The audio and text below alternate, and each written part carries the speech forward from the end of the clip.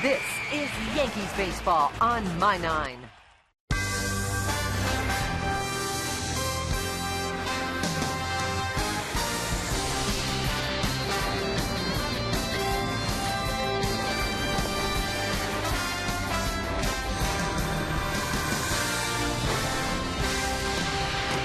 First time around, Alfonso Soriano was a Yankee from 1999 through 2003. Had some big moments for them, and today he is back in the Bronx, and he is so happy about it. And the Yankees are as well, because they need a power-hitting right-handed bat, and they slide him right into the cleanup spot in tonight's lineup. We're ready for baseball as My 9 presents New York Yankees baseball. It's the New York Yankees against the Tampa Bay Rays in the first of three from Yankee Stadium in the Bronx, New York. Hello, everybody, and welcome to Yankees baseball. Along with David Cohn, I'm Michael Kay. So the Yankees just got back from Texas, and they split 4 games there. That's good, but they really had a struggle to do it because they struggle to score runs, and that's been a problem all year. So Soriano should help. Well, he should help a lot. Just not only the fact that he's a home run hitter, but he bats from the right side. So Soriano, back in September of 1999, his first Major League home run. I was actually a teammate of his. I witnessed it. How about a big one off of Schilling in the World Series that would have made him the hero, except for the comeback by the Diamondbacks, and then the stop in Texas. He's always had that power stroke, that big bat and heavy bat that he uses makes that ball jump off. He hits long home runs. It's much needed for the Yankees because they need somebody who's a threat. They need somebody who can hit the ball out of the ballpark. Let's take a look at the numbers. His 15 big league seasons. He was traded from the Yankees to Texas in the A-Rod deal. 7-time All-Star, 2-time World Champion with the Yankees, and the 4th member of the 40-40 Club. Yankees got him from the Cubs today for a young pitcher, Corey Blatt. And let's hear what Brian Cash from the Yankee GM had to say.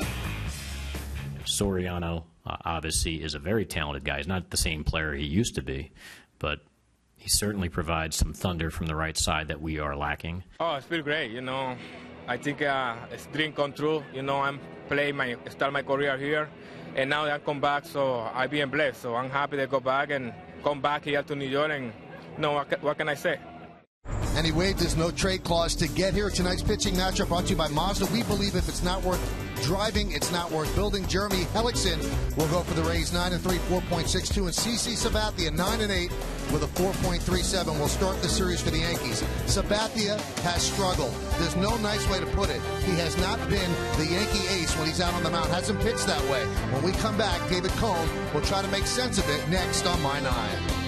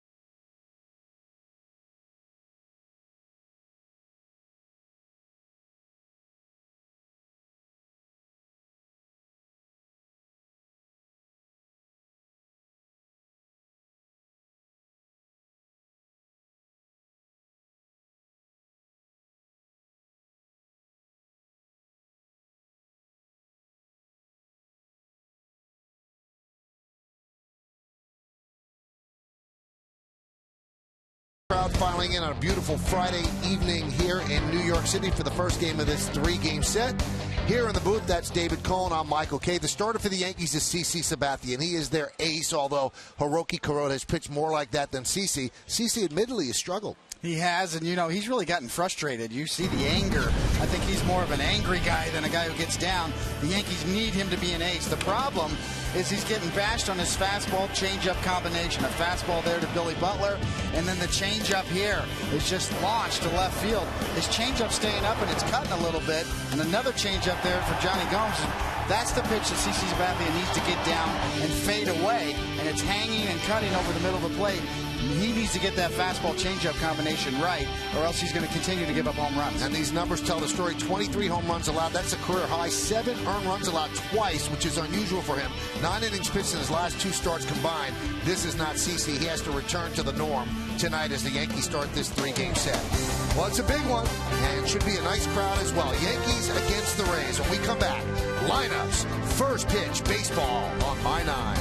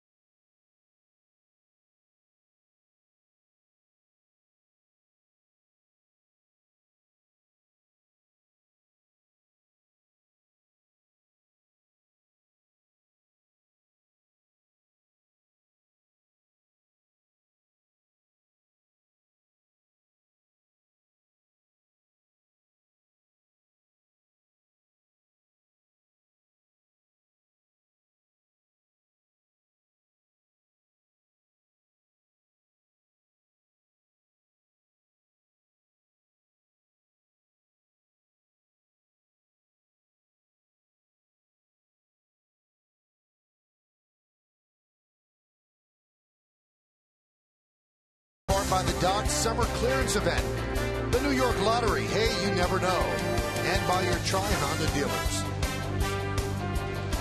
Beautiful Friday evening here in New York City. Yankees have taken the field. And let's take a look at the Rays starting lineup brought to you by your Lexus dealers. The Golden Opportunity Sales Event is here. Up top, it's Jennings, Longoria, and Myers. In the middle, Zobrist, Rodriguez, and Escobar. And the bottom third, Loney at first, Lobaton the catcher, and Sam Fold will play left field. Well, the Rays have been absolutely red hot, so the Yankees will try to cool them off. They took 3 against Toronto, took 2 out of 3 against the Red Sox, and now we're ready here in New York. Let's do it as CC deals. First pitch is swung on and skied out to right field, and it's a foul ball. And we're underway. Sabathia's numbers on the year, his 22nd start of the year, looking to turn it around. Very un-Sabathia, like 148 hits and 142 innings. The 0-1 to Jennings, foul back. Let's go ahead and give you the pitcher scouting report brought to you by Audi, the truth in engineering. And change directions, well, that's with his changeup. Get it to fade down and away instead of cut up and out over the plate, and no place like home. Well, he can pitch well at home.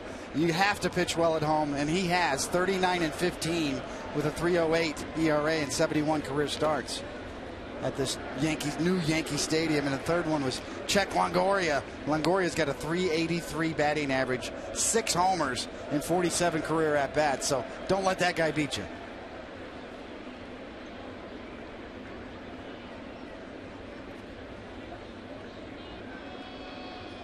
And the 1-2. Fly ball left field. Soriano will get his first try and his second time around with the Yankees, and he makes the play.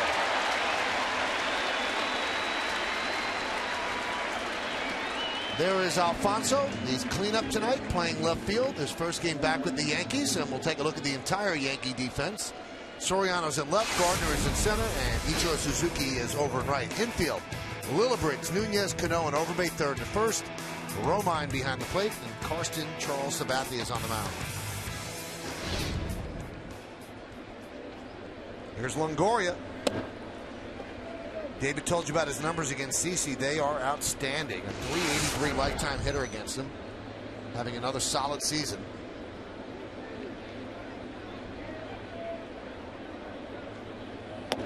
There's a strike.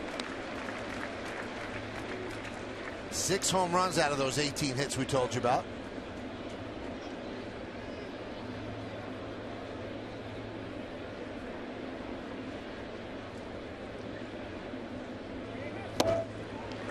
How hot are the Rays? They've won 15 of 17 and 19 of 22. And since May 8th, they are 46 and 24, and that's the best mark in the major league. So Joe Madden, their manager, has been playing great baseball. Much of it predicated on pitching. The 1-2.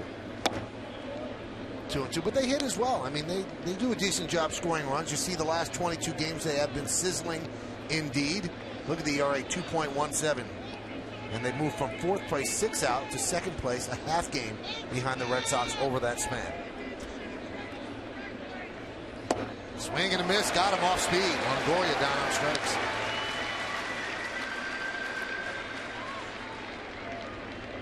Well, good sequence from Sabathia there. He showed him in and got a swing and a miss, and then goes to the slider in a good spot. You see Longoria way out in front of this slider. And good sign there early from Sabathia. Good fastball and a good changeup down and away, and finishes him with that good slider.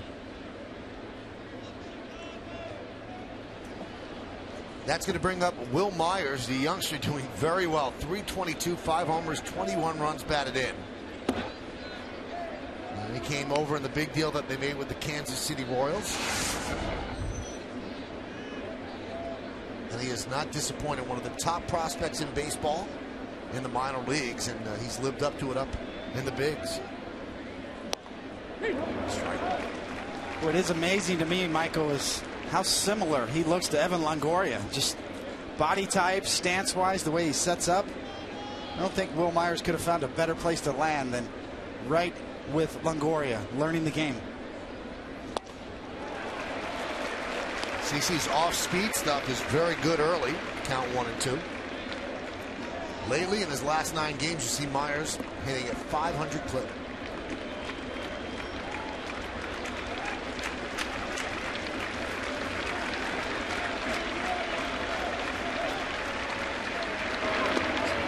Swing and a miss. It gets away from Romine. He flips to first, a strikeout, put out 2-3, and a strong first inning for Sabathia. Rays nothing, and the Yankees coming back.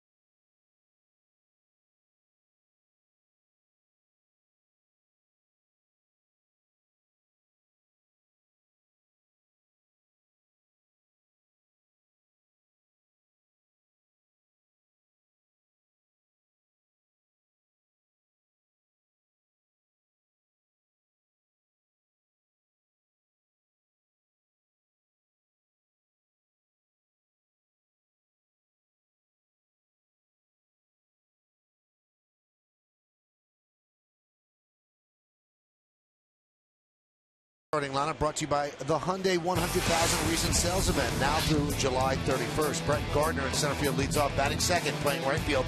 Ichiro Suzuki. Robinson Cano at second base will hit third. For the first time in his Yankee career, Soriano will hit cleanup, and he is going to play left field. Lyle Overbay at first base will bat fifth, batting sixth, playing shortstop Eduardo Nunez. Travis Hafner, the DH, bats seventh, batting eighth, playing third base Brent Lillibridge, and Austin Romine. 3 hits yesterday. He's going to catch. He'll bat ninth. Get a look at Jeremy Hellickson on the year. This will be his 21st start. Good record. The ERA's high, but that's probably a product of a slow start this year. He's been much better as of late. Only 29 walks. And let's go ahead and give you the pitcher scouting report brought to you by Kia. To learn more, visit kia.com. He's been on a roll since the start of June. His record is 7-1 and 9-game started with a 3.35 ERA. And how do you get that good of a record? Well, you got to be well supported, and he has been. 6.53 run support average per start, and that is third in the major leagues. Max Scherzer up in Detroit is first with a 7.3 run support average. And changeup master, well, he's got a good one, and he throws it a lot. He throws it almost 30% of the time in comparison to all the rest of his pitches, and that is the highest amount or highest percentage in the major leagues. Now let's take a look at the Rays defense. You've got Folt, Jennings, and Rodriguez in the outfield, left to right. Infield, it's Longoria, Escobar, Zobrist, and Loney third to first. Lobaton behind the plate, and Jeremy Hellickson is on the mound.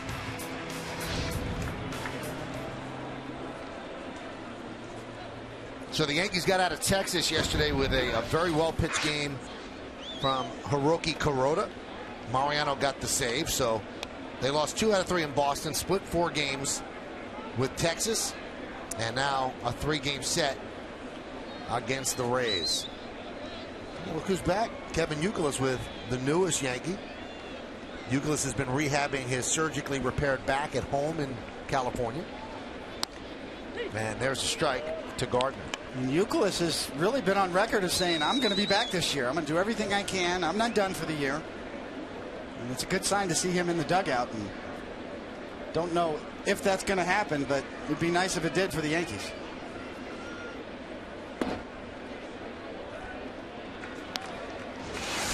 You also saw in that dugout Derek Jeter, who was going to be examined by doctors today at 6 o'clock to see if he was a go when he comes off the DL. He's eligible to play tomorrow. We have not yet heard whether or not that's the case.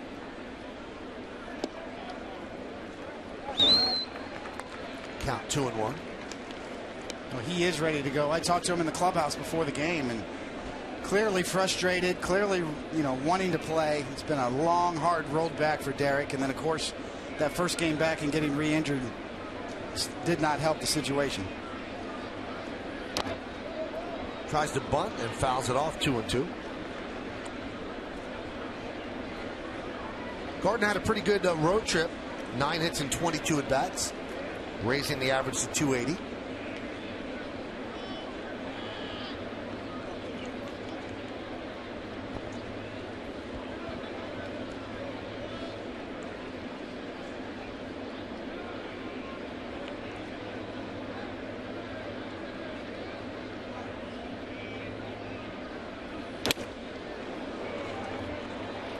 Tonight's closed captioning brought to you by your Lexus dealers. The Golden Opportunity Sales event is here. We've seen Brett Gardner over the last couple of weeks, Michael, just getting some incredible at-bats, fouling pitch after pitch off, running counts deep. Didn't he have one of those at-bats against Joe Nathan? He did. He really wore Joe Nathan out the first night in Texas. Even though Nathan got the save, it probably had a residual effect when he ended up blowing that save and when the Yankees had that big comeback. The 2-2. Popped up, shallow left. Sam Fold is there for the first out. New York Yankees baseball is broadcast in Spanish. It's available by hitting the SAP button on your television. SAP is brought to you by Toyota. See where Toyota takes you. Test drive one at your Toyota dealer. Toyota, let's go places.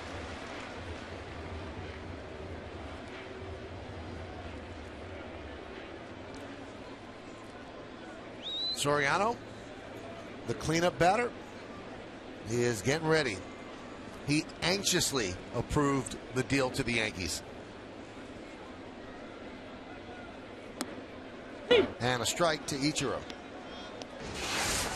You see Suzuki's numbers on the year. He likes hitting at Yankee Stadium, too. 311 this year. 52 for 167. So Ichiro wanted to come to New York and wanted to stay here, and he likes hitting here.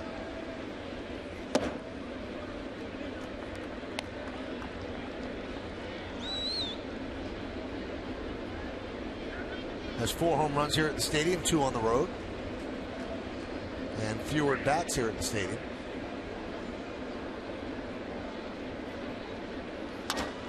Right back to Hellickson, and somehow he caught the ball. What a play. In self-defense.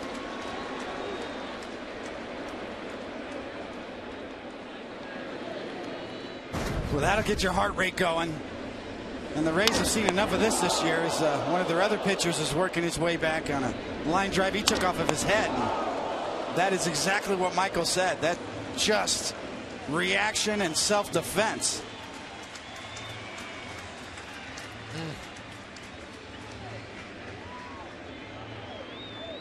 David Price likes what he sees. David's going to start the game that was rained out against the Red Sox on Monday. Here's Robinson Cano.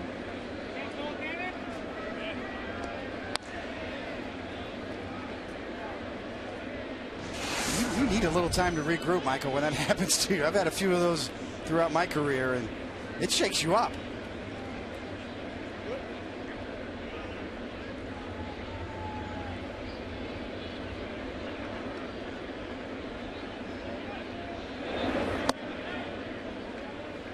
Cano takes low.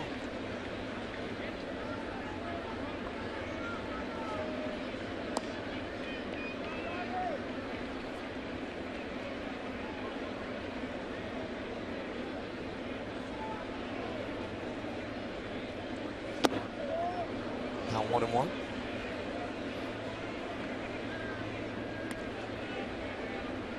Rare slider from Hellickson, predominantly fastball changeup, and we noted in the scouting report 30% of all his pitches are changeups, which is by far the highest in the major leagues. But he's also got that third pitch and a pretty good slider there.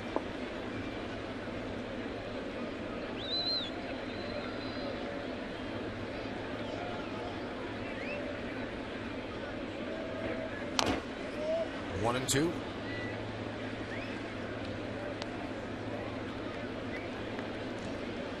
Yankees are hoping that Soriano provides some protection for Cano. Cano has had to expand the strike zone a little bit. And now you've got to think twice because the guy behind him can hit the ball out.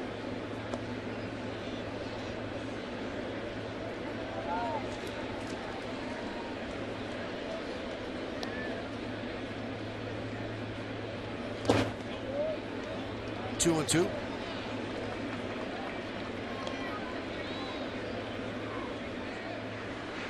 Not much time for the Yankees to get their clothes dry clean. They're home for 3 days and boom, right back out on the road. A very long road trip. They go out west, 2 against the Dodgers, 3 against the Padres, and then finish it off with 3 against the White Sox.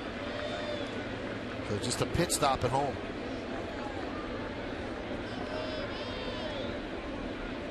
Two. Swing and a miss. No, yeah, it is a swing and a miss. I thought it was a foul tip, but Cano lets himself be tagged out, and that'll do it. So we have to wait till the second inning to see Alfonso Soriano.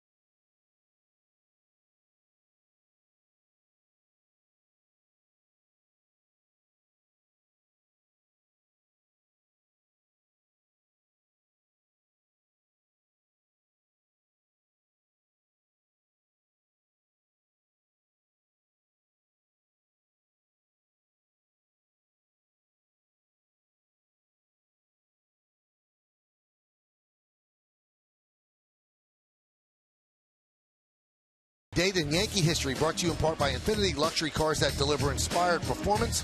Bob Musial hits for the third cycle of his career against the Tigers in Detroit. You have to go back to 1928 on this date.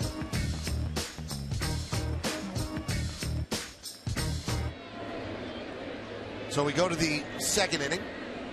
On the scoreboard, brought to you by Nissan. At Nissan's Bottom Line Sales Event, choose a better way to drive and save. Stop ChooseNissan.com today. 0-0.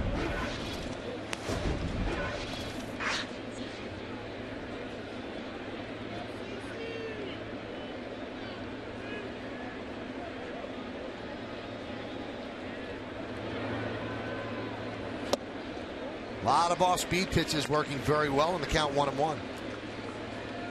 It's a really good sign for Sabathia early in this game. You see Zobrist's numbers on the year have been creeping up. That on-base percentage, he's always had a good eye, gets his share of walks, but certainly a little better batting left-handed than right.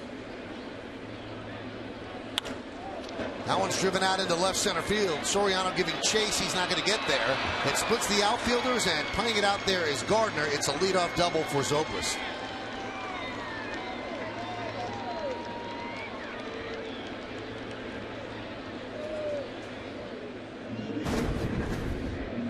See the target? Doesn't hit it. Up and out over the plate, and that's really kind of the pitch that's burned Sabathia along with the changeup all year long.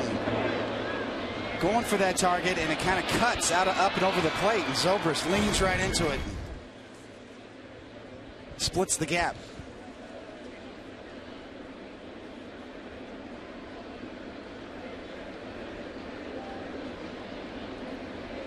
There's Sean Rodriguez. They're in at the corners for Rodriguez.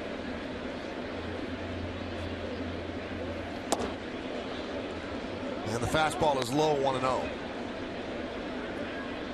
Joe Girardi has been saying all year the velocity is going to come back, and only of late has he admitted, no, I don't think it is. This is what it's going to be, 91, 92, but that doesn't mean that he can't win at that. He most certainly can. It's really been about location. And Sabathia has good control. It just seems like the thing that's confused him is maybe his arm angle, his drop, and he seems to be getting around a few pitches here and there. And instead of being able to control the movement on the pitch, it's almost crossing him up. He's a guy who does not like video, doesn't like to watch video, but after his last start, Larry Rothschild, the pitching coach, said, please come sit with me. I want to show you something. And they looked at video. And what David's talking about, how he's getting around some of his pitches, he should be more up top. And Sabathia thought that he saw something in the video. 1-2. Did you like video, or did you shy away from it? At times I would go to the video, but I was a lot like Sabathia. I trusted my feel more. And Sabathia has good mechanics. He's always had good control. And when I did start to struggle, namely in the last year with the Yankees in 2000, when I really went downhill, I did go to the video more. But when you're in a good groove and you're a feel pitcher like Sabathia, you don't need as much video work. High fly ball deep left center. Soriano runs it down to make the play. Zobrist tags, and Hill go to third.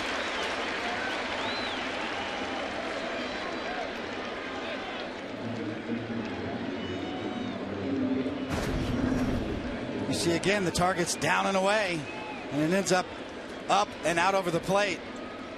Soriano letting him know he's got it to the deepest part of Death Valley.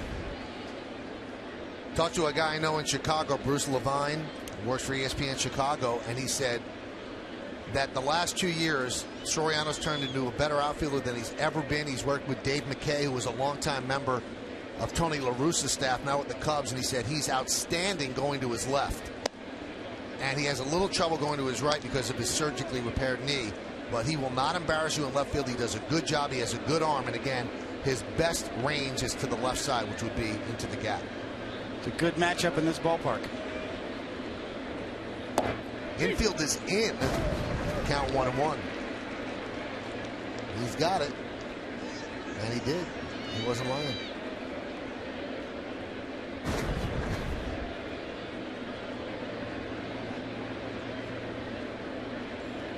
Runner at third. Infield in the cut off that run. nub foul on Escobar, 1-2.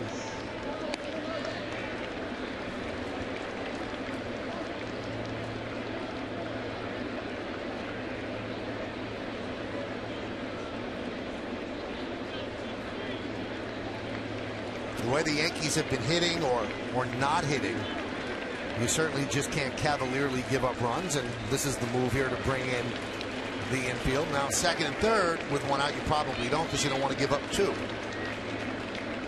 The 1-2. Line drive, a base hit, so that gets the run in. Cutting over is Soriano. Cuts the ball off in the gap. Escobar will make it into second with an RBI double, and it's 1-0 Tampa Bay.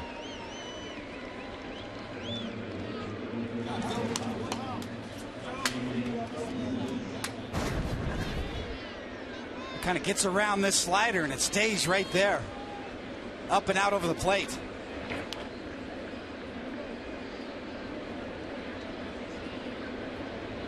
Soriano does cover some ground, though. He did cut that off in the gap. And Michael, you're right. That scouting report is good. Soriano always had good speed, but he can cover some ground still to his left. 37 years old.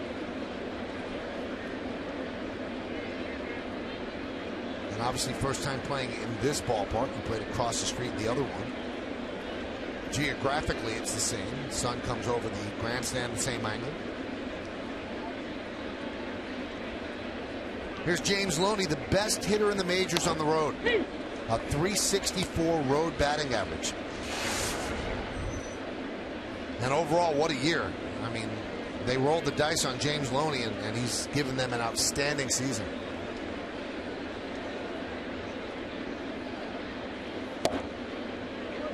And David, it happens too often with this organization to think that it's just happenstance. They know what they're doing. Yeah, no need for a platoon either with those numbers against lefties.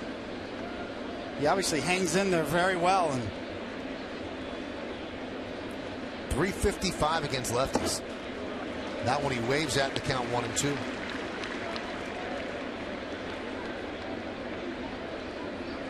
Loney was one of the pieces that came to the Red Sox in that mega deal with the Dodgers, and then he was going to be a free agent. Red Sox let him go, and he ends up catching on with the Tampa Bay Rays.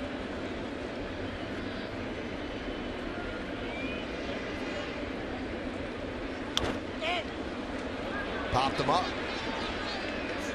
Nunez will make the play for the second out.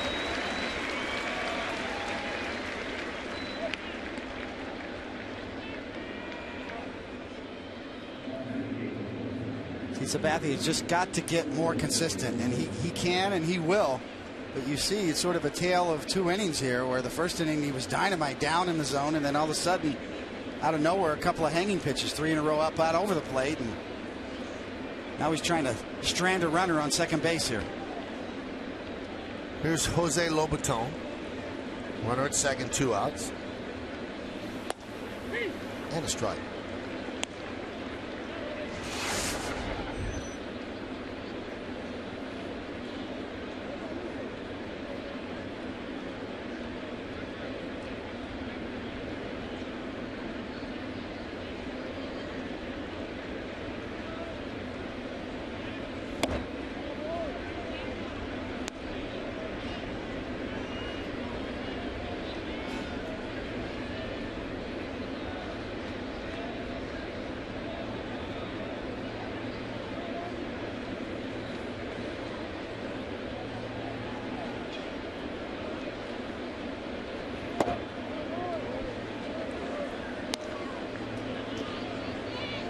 Love that shot for behind home plate, Michael. Love to see what the hitter sees, and that's the video angle you need if you're a pitcher. That angle right there. Most of the time when you're a pitcher and you're studying video, you get the center field camera.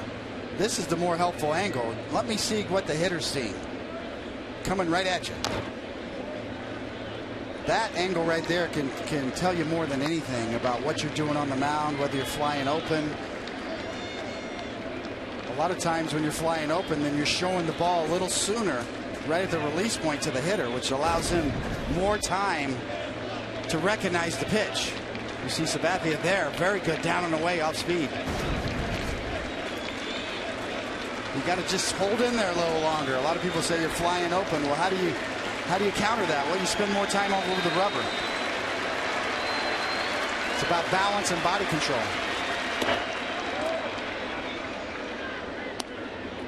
The times I always struggled, Michael, I was always telling myself it's about body control. I can't control my body. I know what I'm doing wrong. Do I have the strength? Do I have the tempo to be able to control my body and get it to do what I need it to do?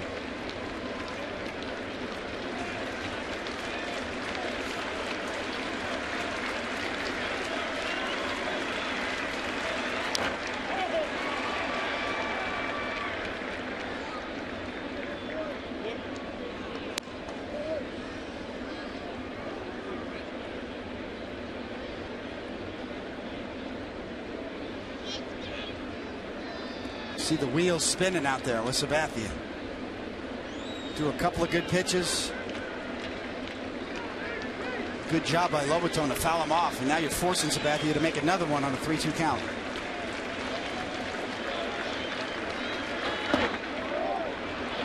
A little bit low, so Lobaton walks. First and second, 2 outs, and the number 9 hitter Sam Fold coming up.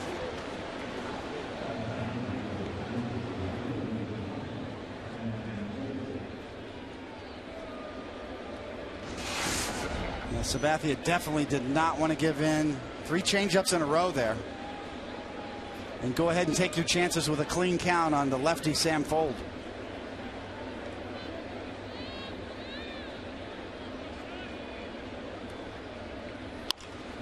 Lined into left center field. It's going to dunk in for a base hit.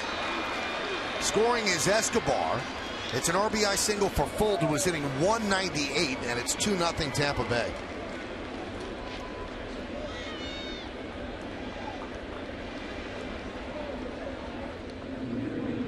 That one hurts. You know, Fold, good approach, first pitch swinging. Sabathia trying to get a strike right down the middle. And Fold's best chance is to seek a first pitch fastball and go get it.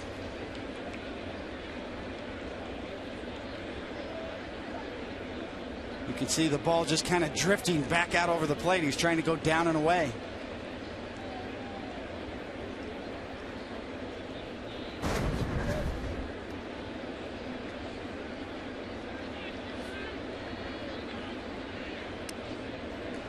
Kind of in and out, Michael. You know, it makes some good pitches. It looks good, and then some bad pitches too. So overall consistency is really the key for Sabathia at this point. As Michael mentioned, a little lack of velocity. Got to hit spots a little more.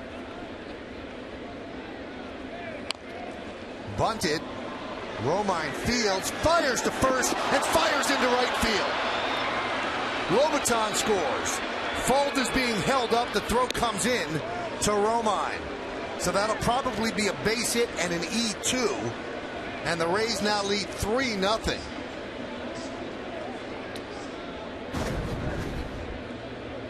Well, nice play. Catches everybody off guard. And Romine and Sabathia, see Romine at this point is ill-advised to try to make that play. He's got to travel a long way. And you see, it's almost got a split finger grip. At this point, you got to pull the plug and not try to make that throw.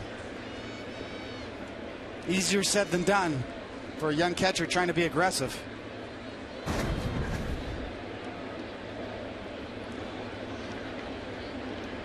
Now here's Longoria. Jennings caught everybody off guard there, knowing that Sabathia doesn't cover a lot of ground out there as well. So it's susceptible to bump plays.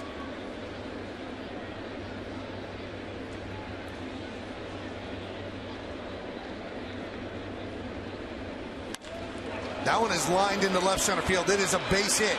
2 more runs will score.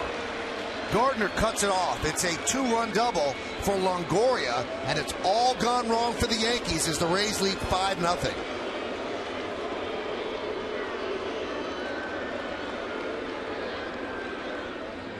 That'll send you to the bullpen phone in a hurry. Even with 2 outs here. Only the top of the second.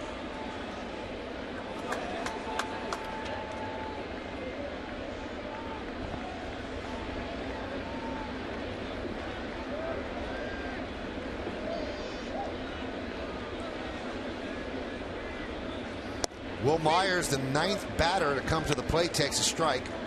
So CC gave up 7 in his last start against Boston. Now 5 runs, 2 outs into the 2nd inning here. So an early hole. Lined into left field, a base hit. Soriano charges, Fields comes up throwing. Here's the play. He is safe. Throw to second. And they are going to tag out Myers, but not before Longoria scores. An RBI single for Myers. And the Rays lead 6-0 as the Yankees leave the field, hearing the boos of the stadium crowd. Soriano will lead off the bottom of the inning.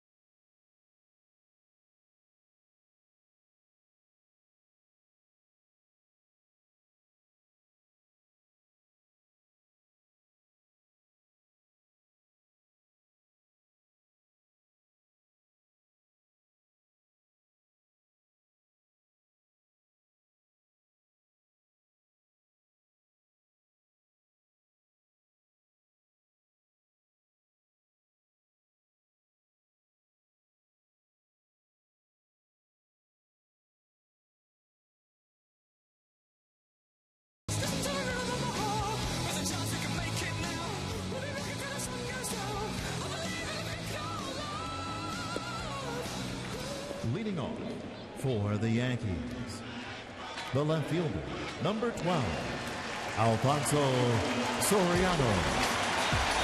Number 12.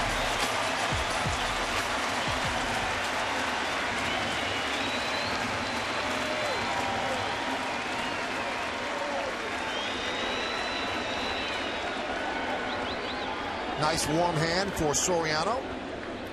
See, he's wearing number 12. He made a deal with Vernon Wells to get number 12. Vernon has moved to number 22. And Soriano takes inside 1-0. Now, this is the first regular season game Alfonso's ever played in this ballpark. Remember, the Cubs did open this ballpark with the exhibition series, so it's not the first time he's seen the ballpark. I want to clarify what I said earlier. This is his first regular season game. Cubs have not played here in an interleague matchup since it opened in 2009. And this is what he did with the Cubs this season in 93 games, 17 homers, 51 ribbies.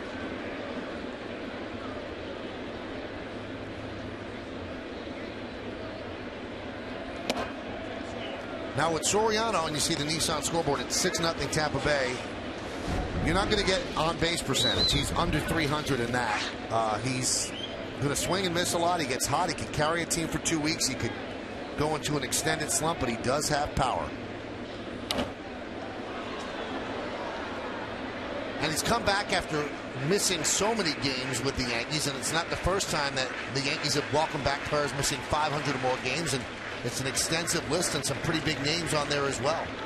Our good buddy Bobby Mercer, Tino Martinez, Roberto Kelly, Chris Chambliss.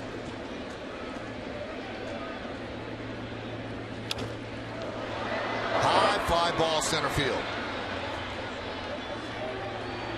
Jennings puts it away for the first out. So, David, it's hard to ignore. Once again, CC Sabathia gets spanked, and the Yankees have themselves a 6-0 hole, and this is a team that's had trouble scoring runs. And you could acquire hitters, and that's good. The Yankees need to. But if CC Sabathia doesn't pitch the way he could or should or has, they could be in some trouble. Well, it is, as you could just tell by the reaction on the bench, the stunned look on Joe Girardi's face, Larry Rothschild, the pitching coach.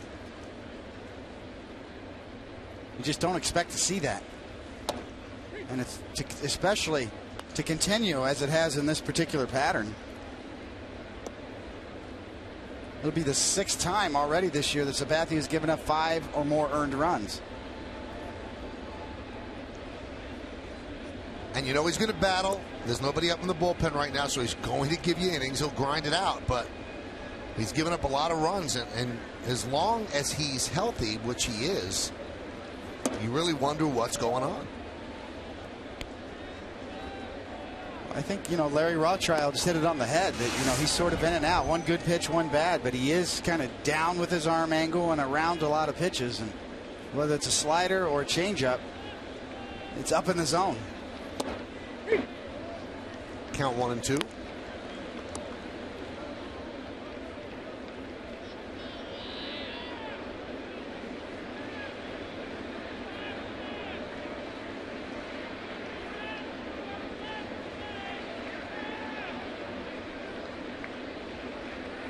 Well, the 6th spot really took the energy out of the crowd.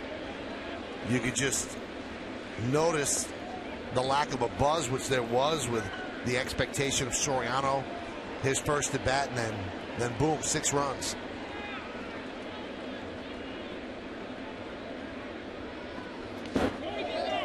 Check swing. Did he go? Yes, he did. So Overbay down on strikes as James Hoy, the third base umpire, punches him out. You're going to get no argument from Overbay right here. This is the real story, and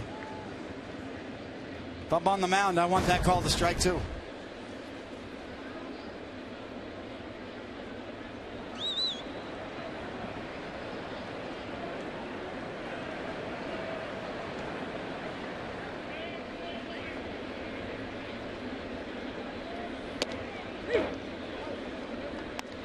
The beauty of really a lot of the Rays pitchers, but in particular Hellickson, is the ability to throw that changeup not only so often, but for strikes whenever he needs to.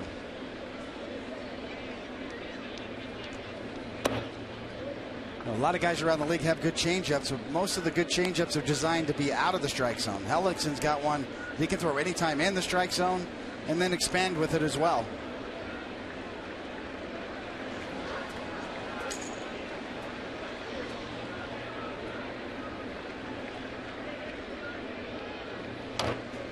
Tap slowly back to Hellickson. So Nunez is out. Yankees go down in order 1-2-3. We played 2 at the stadium. Tampa Bay 6 and the Yankees nothing right here on My 9.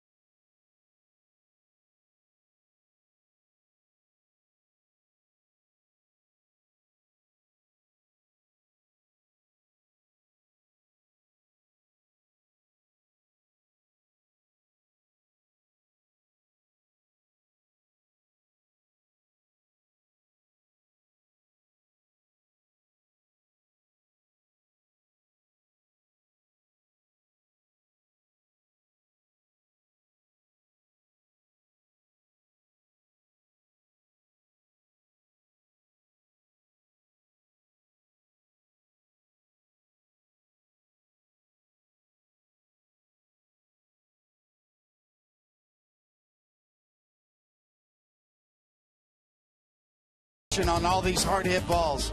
Right down the middle and up. Fastball right down the middle. Sliders hanging out there over the middle. And Longoria just laces it. All these balls are hit right on the button.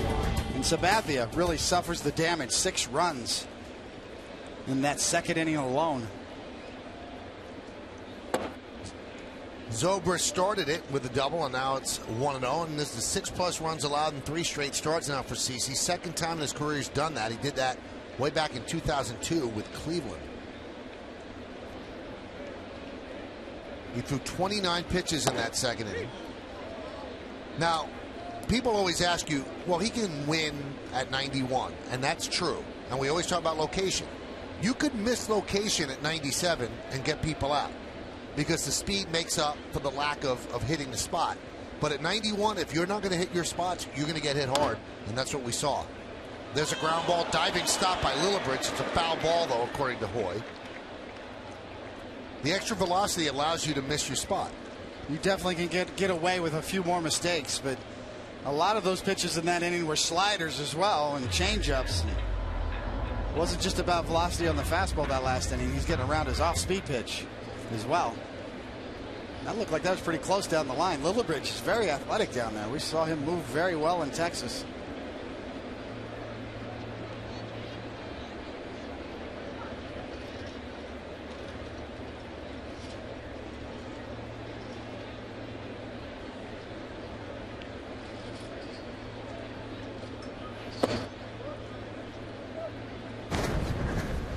Let's see how close it was.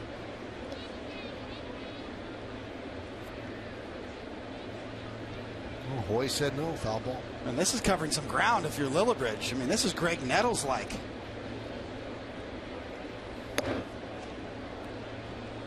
That's his best fastball, 93 miles an hour, but overthrows it.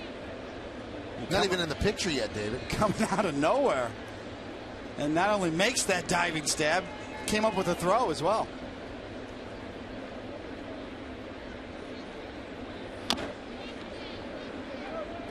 He's a good athlete, Lillibridge. Can play all over the field. That's why he keeps getting chances. Bounced around a few different organizations. The Yankees saw him make a couple brilliant plays when he's with the White Sox at right field at the end of one game that saved the game for the Sox in that particular game. But he runs well, moves well, good athleticism. And Zobrist works a leadoff walk here in the third. Well, this weekend, the American League East battle between the Yankees and the Rays continues on the YES Network. Coverage starts tomorrow at noon with outing batting practice today, and then the Tri-State 4 pregame. And then Sunday, coverage of the series finale will start at noon again, only on YES.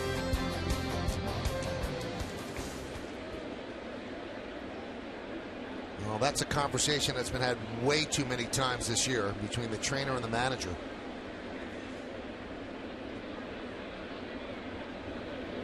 Not sure what that one's about. Sean Rodriguez takes a strike.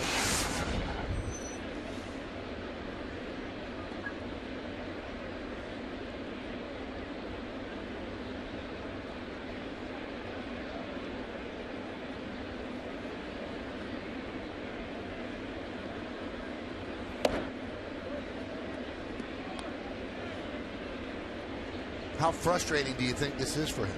Extremely frustrating. I've been there, done that. And you have to make your adjustments in terms of if you're missing with all of your pitches out over the middle of the plate when you're trying to paint in the strike zone, then you got to make your misses off the plate. And that's a good start right there.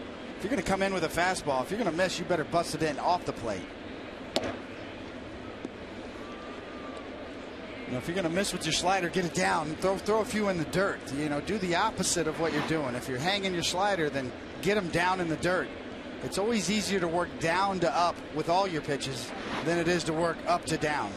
So the adjustment much easier if your base is starting from down below the strike zone. Off the foot of CeCe, and it's going to be an infield single for Sean Rodriguez.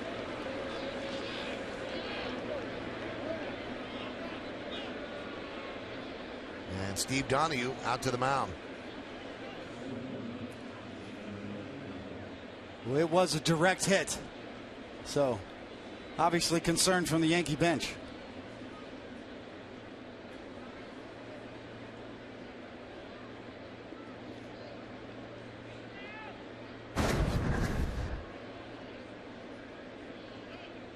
See the pitch once again, up and out. It looked like the bottom of the spikes, like he got his shoe turned facing the ball, as you see on the bottom of the shoes.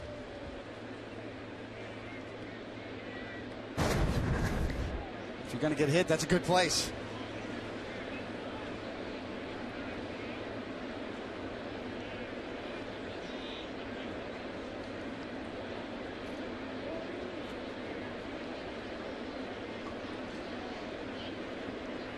Yeah, that will not count as an official trip, as Preston Claiborne is going to get hot in a hurry.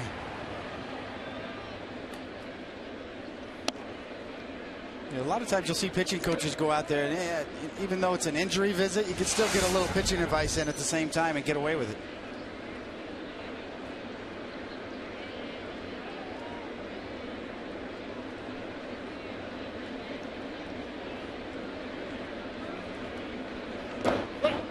That one gets away from Romine, and the runners move up.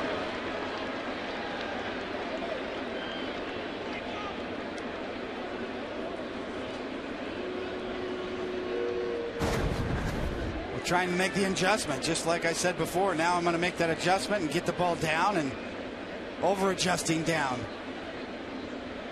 And Romine caught a little late trying to block it.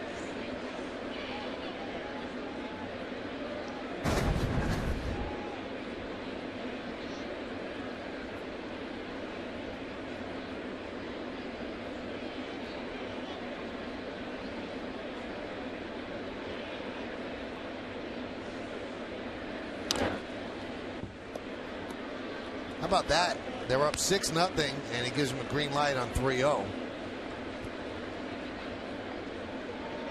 No, the scoreboard said 3-0. I'm sorry, it's 2-0, so now it was 2-1. That would have been an eyebrow raiser. My apology.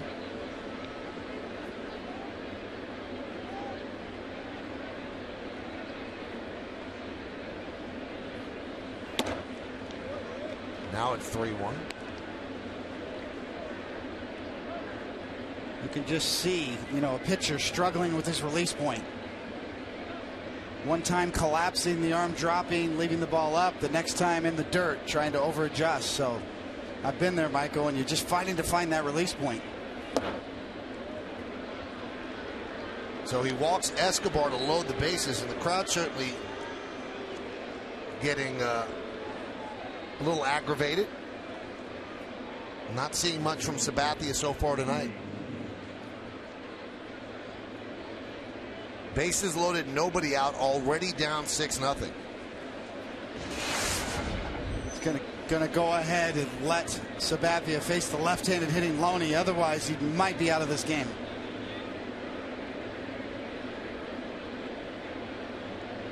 You got Loney on a pop-up to Nunez in the second inning. Yankees playing a double play depth. 0-1. Nobody out here in the third, and the next pitch will be the 60th for Sabathia. See what Loney's done in his career with the bases loaded.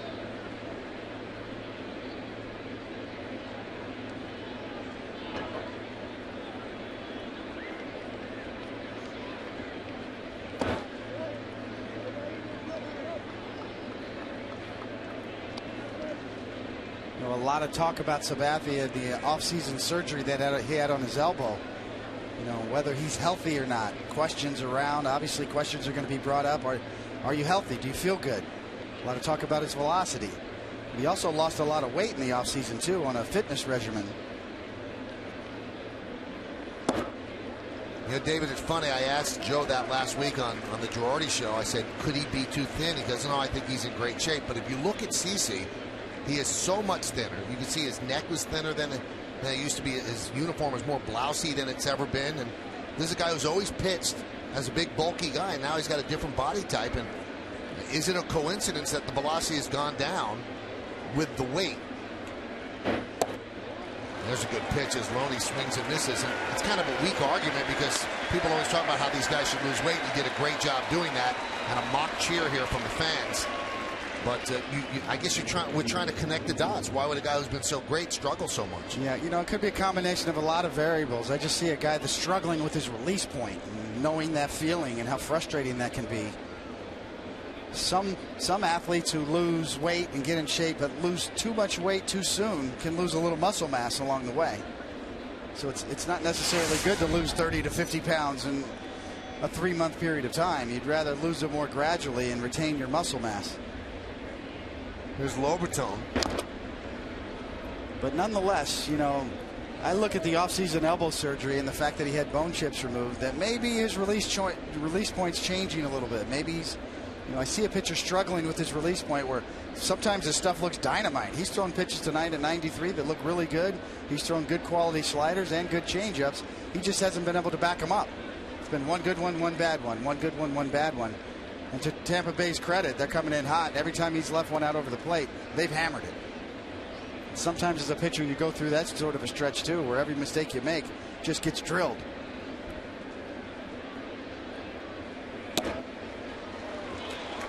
Count 0-2.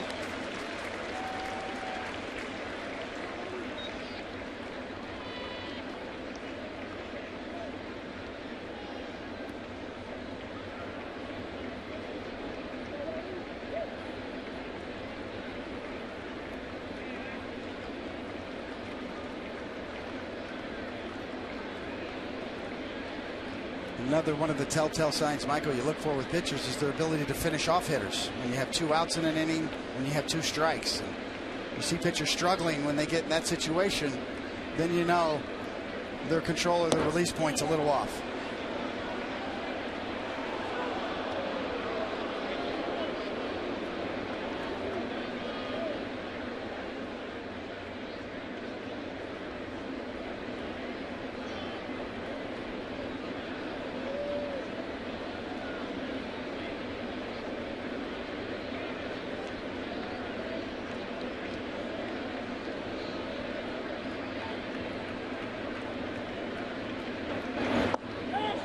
Go? Yes, he did. Loberton down on strikes, so bases loaded, nobody out. Now his bases loaded, 2 outs, and that'll bring up Sam Full. Well, this is what you want. I mean, there's a high-quality slider in a good position to try to finish a hitter off. So there's the mystery right there. Sabathia's got the ability to still throw quality pitches. It's just a question of consistency. Putting together a string consecutively of good high-quality pitches.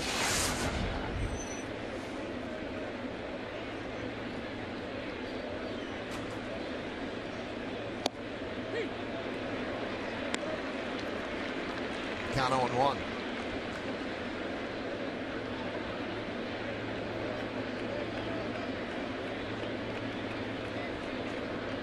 Zobrist at third, Rodriguez at second, and Escobar over at first.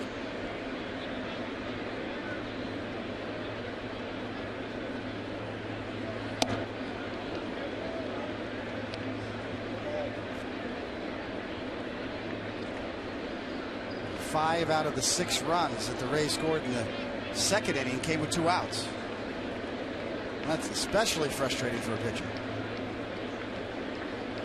You always have that mentality, I can make a pitch. Even if I'm struggling, my control's a little off, I got 2 outs, I can make a pitch and get out of this inning. Driven out into left center, drifting back is Gardner. He's there, and Sabathia works out of a bases loaded, nobody out jam. Does not allow a run, but he's still down 6-0 as we head to the bottom of the third.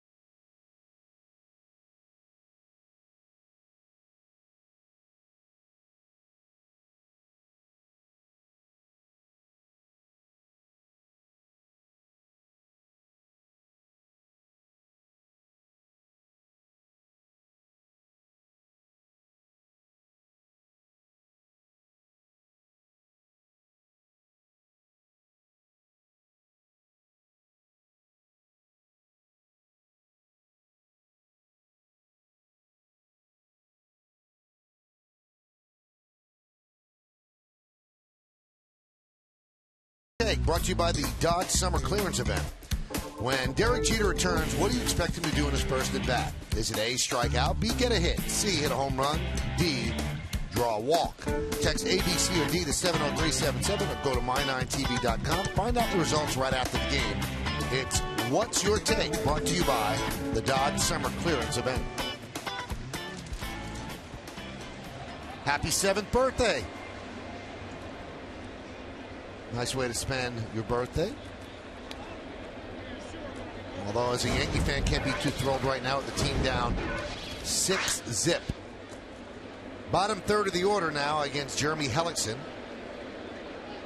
and Travis Hafner, who's in the mother of all slumps. He's 2 for his last 27. And he's been sitting against some right-handers, which is not a good sign. And with Soriano here, if he continues to struggle, they are not going to completely bench Vernon Wells, and you might see Hafner lose even more playing time.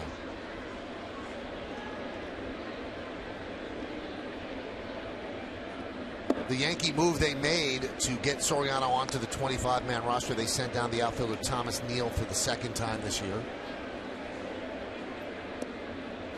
More talk between Girardi and Donahue.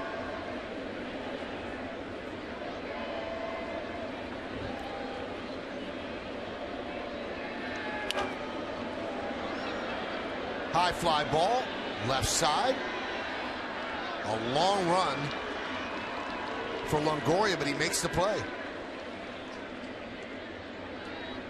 So Hafner continues to struggle.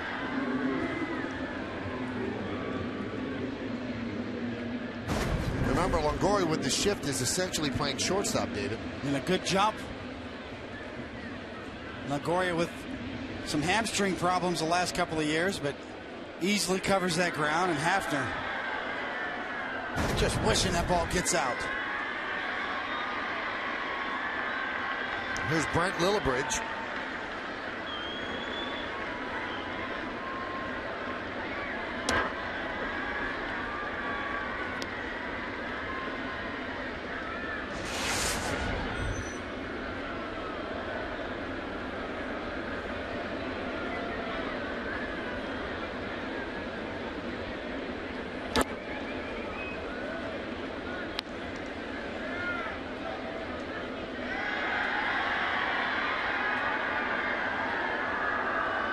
One of the ways you judge a pitcher and his off-speed stuff is if he can throw it in the strike zone and get a swing and a miss. That's how good that changeup is. Grounded in the hole, a base hit for Lillibridge. Yankees' first hit of the night.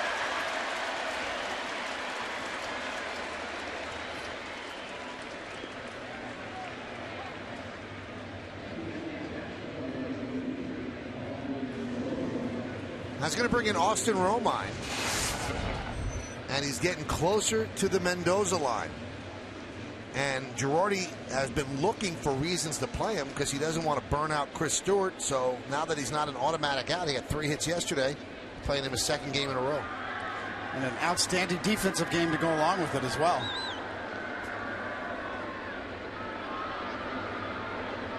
Romine can catch and throw, no doubt about it.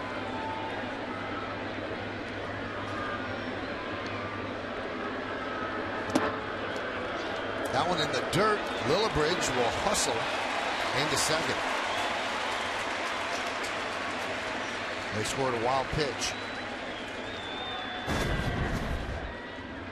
Watch for Lillibridge, secondary lead, no hesitation. The minute that ball hits the dirt, he's off.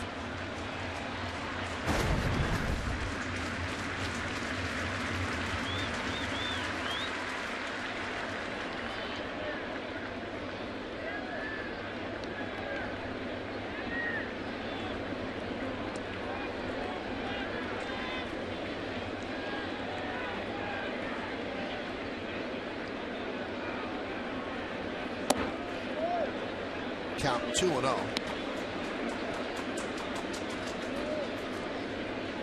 I guess if I had a changeup like that, Michael, I'd probably throw it about 30% of the time too. You see the look of a pitcher that's searching for it. Great competitor, great career, going through the toughest stretch that he's ever seen.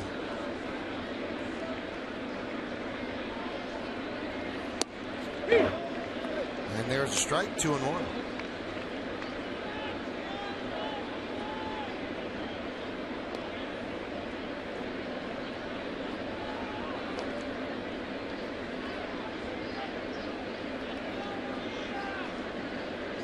Romine definitely looking more comfortable with the bat in his hands.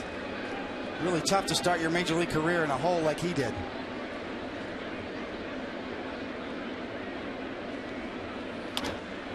Grounded up the middle, a base hit for Romine. Lillibridge will score. It's an RBI single. The Yankees are on the board at 6-1 Tampa Bay.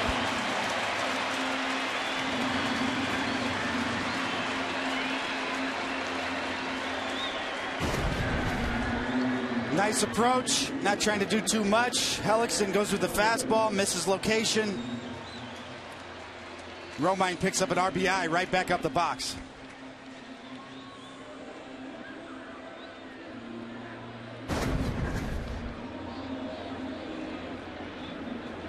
Fifth ribby for Romine this year.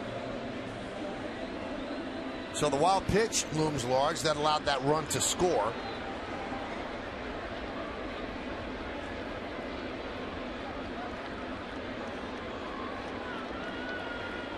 And with that base hit, he is now over the Mendoza line. He's at 202, Austin Romine.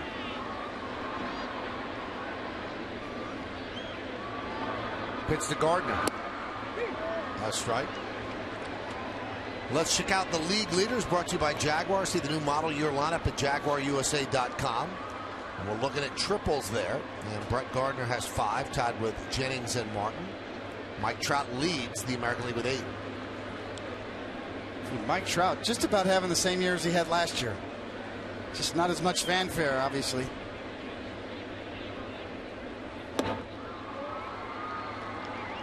And an extra month, because didn't Trout come in the end of April, right? He came in the end of April last year. So, but when you look at his numbers last year and this year, about this time of year, boy, remarkably similar. First time's always the best, right, Michael? I guess so. Girlfriends, World Series championships.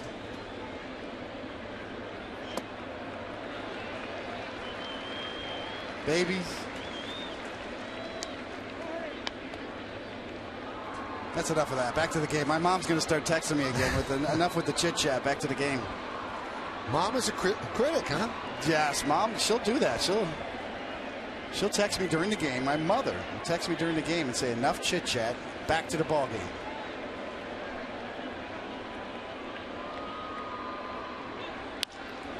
That's lined into center field. A base hit. 3 straight hits against Hellickson.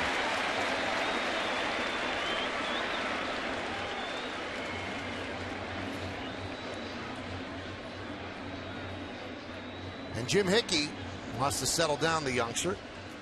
Hey, you look at his ERA coming in. He's not lights out this year. He's 9-3, which is great, but comes in at 4.62. Yeah, he's been well supported. He gets a lot of run support, and sure enough, when you got a guy, sometimes you're pitching in the right slot, and Hellickson has been this year. This copyrighted telecast presented by authority of the New York Yankees and may not be reproduced or retransmitted in any form, and the accounts and descriptions of this game may not be disseminated without the express written consent of the New York Yankees.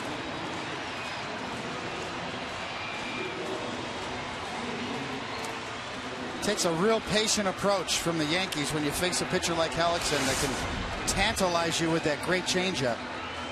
You're going to make sure that you make him get that changeup up. You've got to stay back. You've got to be willing to get jammed on a fastball. Approach the key when you have a changeup specialist on the mound. Ichiro lined out to Hellickson in the first inning. Shows bunt, takes a strike. Now in his first 11 games, Hellickson struggled. Now he's been better in his last 9, as you can see, 7-1, and the ERA is more than 2 runs better. Yankees are hoping he slides back to what he was in the first 11. He's allowed 3 hits in this inning. He retired the first 7 batters he faced, though. The Yankees trying to rally back into this one. There's a strike on the outside corner, 0-2. Your starting pitching is kind of like a slot machine in Vegas. You pull the handle down, and whatever shows up is how many runs you get that night. You know, it's just kind of the luck of the draw a lot of times for starting pitchers, and you just have to ask Hiroki Kuroda that. But Hellickson been pulling that right arm down on that slot machine pretty well this year. Tap slowly to short. There's one. Can't turn it with Ichiro running. So 2 outs now, runners on first and third.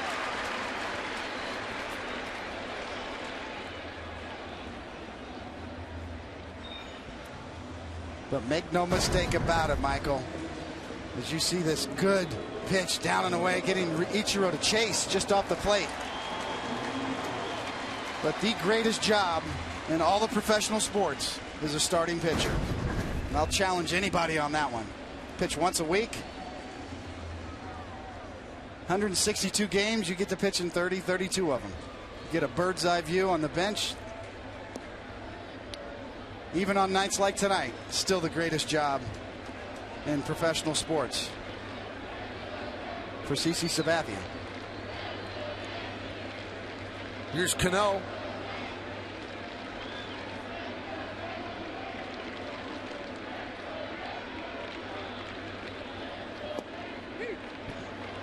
There's a strike on the outside corner. Rays with 6 runs in the second inning. Yankees have 1 run in here in the third. They have runners on first and third with 2 outs.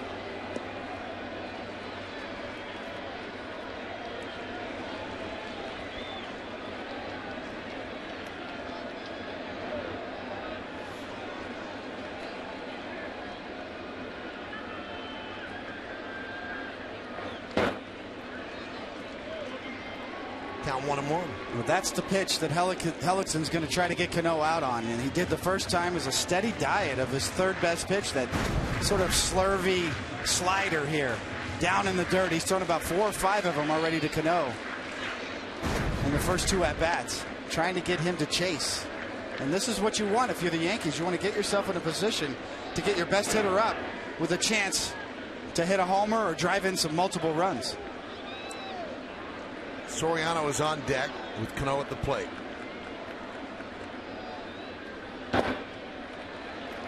Two and one. He's done a good job in these situations. Runners in scoring position in 2 outs. Now, without much protection behind him, you can really pitch him carefully and make him chase. Now, is Soriano the type of guy that's going to scare a pitcher into giving him something better to hit? I think you'd still rather pitch to Soriano than Cano, but he can do some damage. Well, Soriano still has that presence in the box, too, that you know if you make a mistake, he can lose it.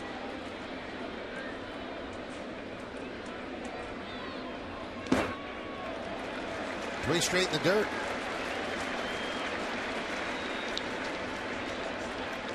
So good job this time by Cano. You're just going to have to wait and see if he's going to give you anything to hit.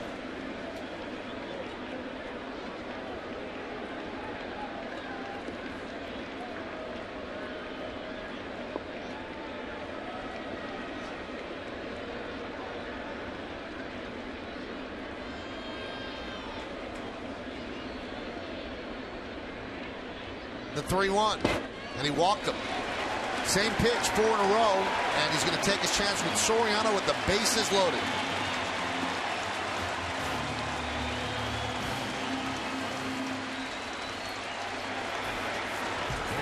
Well, this is one of the reasons you get a player like this. Damage in these situations. Big hits, extra base hits. It's been hard for the Yankees to score a lot of runs because it's been a lot of singles. Can Soriano come through right here? Pretty much looks the same, Soriano does, as he always has. He really hasn't changed his style, the same type of bat. He's always used a big, heavy bat. Same leg kick, same mechanics. Big spot for him, big spot for the Yanks. Fastball is inside, 1-0. First time up, Soriano hit a high fly ball to center field.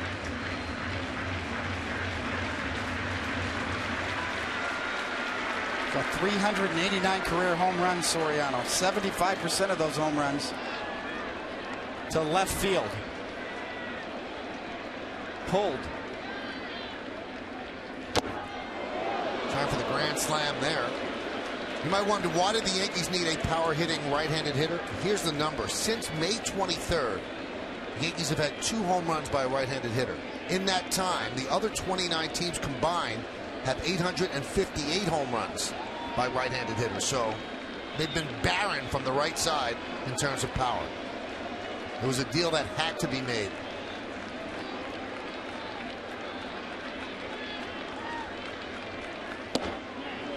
Count 2-1.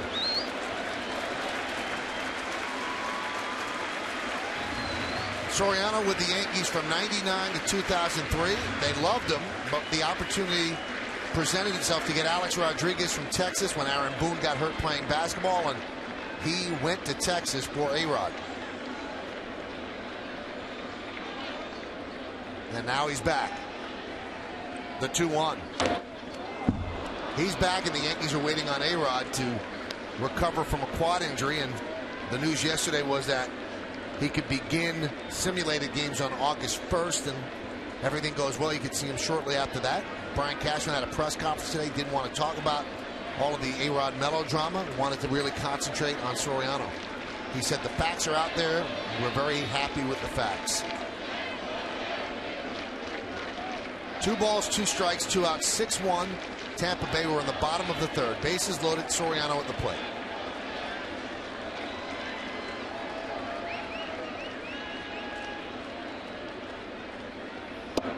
Three and 2.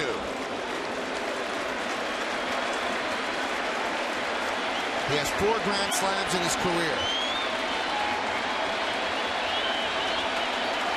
Romine at 3rd. You got to figure that Hellickson's probably going to go with his best pitch here. If you're Soriano, but you got to be patient. There's a good chance you're going to get another changeup. And you're seeing some life from the crowd. Many of them standing. With Soriano at the plate. 3 infielders on the left side. Playing him to pull. Runners go. High fly ball right field. Rodriguez makes the play, and that will do it. Yankees get a run. They lead 3.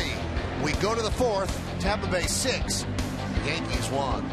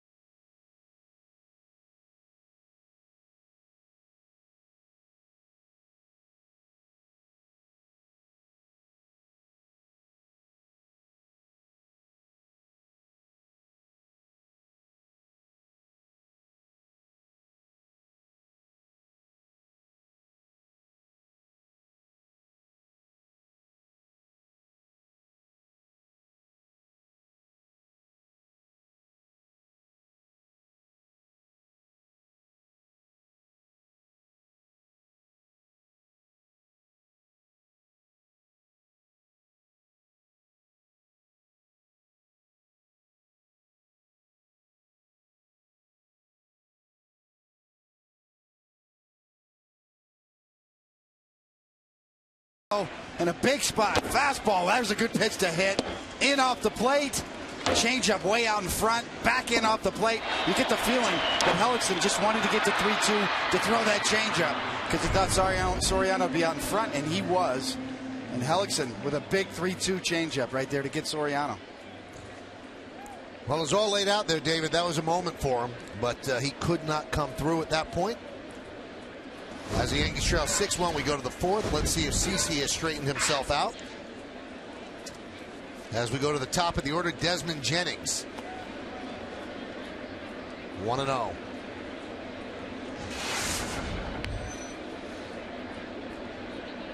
Desmond Jennings, his numbers have really been creeping up. Kind of a great athlete, but a guy who really is one of the keys to this Rays offense. It's a leadoff hitter with power. Puts a lot of pressure on a pitcher when you have a leadoff hitter that has speed, that can get on base, but also hit a homer. Yankee fans will remember Ricky Henderson. It was Jennings, David, and his availability, knowing he's coming up through the farm system, why the Rays didn't freak out losing Carl Crawford. They understood, and that's the way their organization works. There's guys that we're not going to be able to afford when they hit the free agent market. We have to have somebody ready to fill in, and Jennings was that guy. He's got a chance to be a really good one as he continues to improve and learn the game.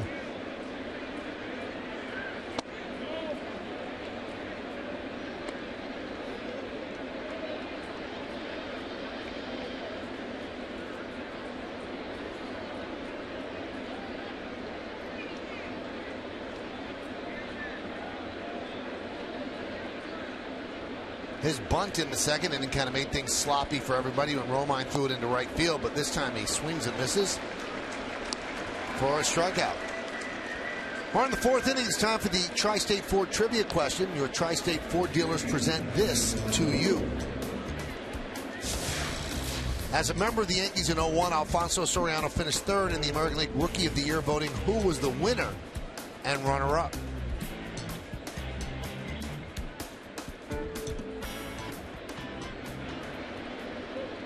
Soriano, if not for a blown save by Mariano, would have had one of the most iconic Yankee postseason home runs. We showed it when we opened the game on My 9. He hit that home run against Kurt Schilling, give the Yankees a lead. They could have won Game 7. They would have won the championship, but Mariano couldn't get it done in the bottom of the ninth inning. A rare failure for him. But this swing would have put him forever in Yankee history. It's still there, but it doesn't mean much because it came in a loss. Well, no doubt about it. And a splitter down and out over the plate, and Schilling is shocked and rocked. And you're exactly right, Michael. I mean, that is as big as it gets in a clincher.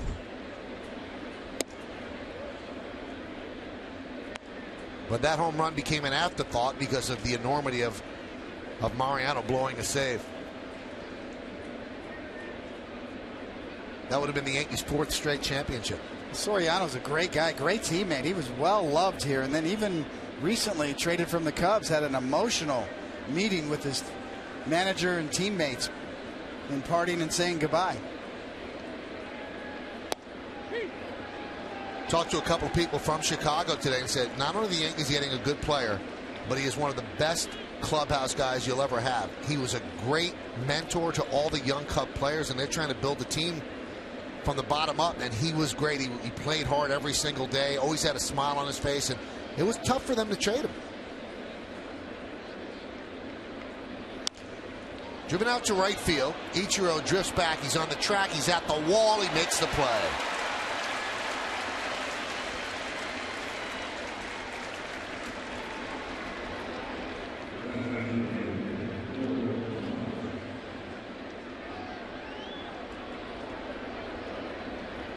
So CeCe with two quick outs, and now he has to deal with Will Myers.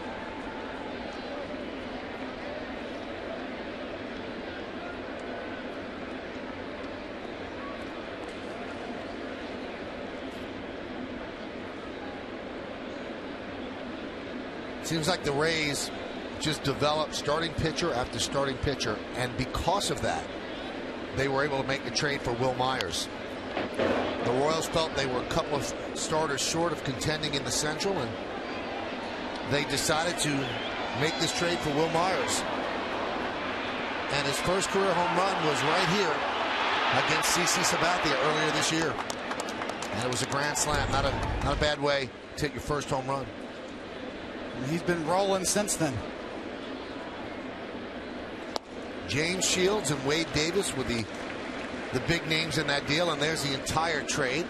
Elliott Johnson, an infielder who's very useful on the team, and they get Myers, who was the key, and they also get Odorizzi and Montgomery, who are two very good pitchers, and then Patrick Leonard, a third baseman. Well, the real key to that trade, which is going to swing it one way or another, in my opinion, is Wade Davis, and who's really struggled with the Royals as a starter. Because Myers has obviously lived up to the billing. You know, he's a top prospect and really fits in nicely with the Rays here, right behind Longoria. You know, if Davis continues to struggle, then I got to believe that you got to give the edge to the Rays in this trade right now. Now, obviously, you need more time to evaluate a trade, but right now, Rays got to feel pretty good about that trade, regardless of how they felt about James Big Game Shields. Wade Davis is the one who needs to come through. Swing and a miss. Strong inning for CeCe as Myers strikes out on the high fastball. Rays go down in order, and we go to the bottom of the fourth.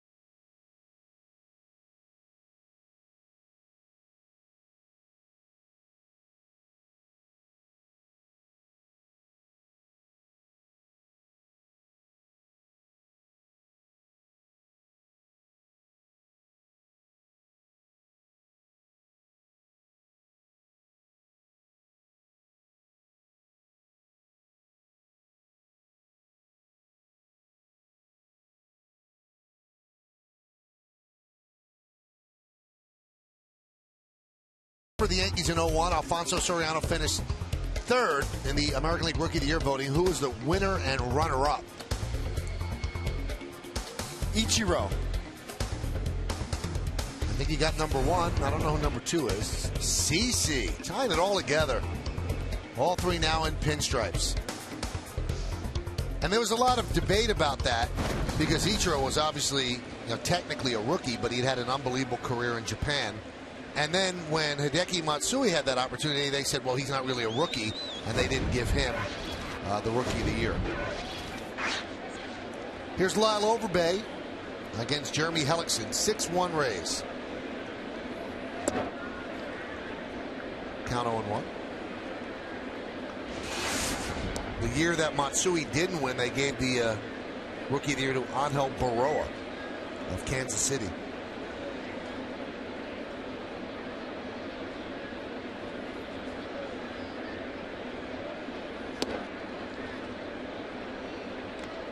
We talk about the changeup that Hellickson has, and it's amazing. Tampa Bay, throughout its farm system, that is a pitch you have to throw. Everybody who comes up out of the Tampa Bay system sports a changeup. They think it's an important pitch, especially in this day and age in baseball, and it's not as much wear and tear on your arm, David, as other pitches. I'm sure there's some validity and truth into that, although people think that a changeup, is so much less stressful on your arm. But when you throw it like Hellickson does, you still have a little tug on it. You still have to grip it and throw it and finish it.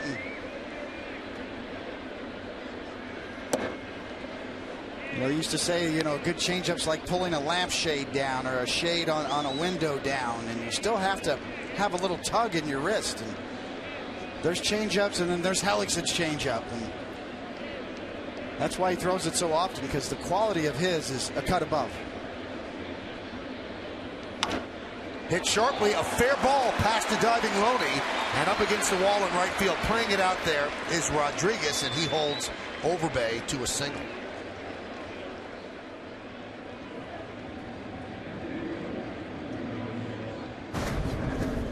That breaks an 0 for 13 for Overbay. Yeah, Overbay's always had the type of stroke that would handle a changeup. As you see, Michael, and that grip, when you're holding the ball back in your hand like that, yeah, maybe it's a little less stressful than some other pitches you could choose, but it's not without stress, because you've got to tug on it and finish it and get it down. But Overbay's always been kind of an opposite field hitter, gap to gap, and his swing kind of lines up with a changeup very well. As it goes right to his bat speed.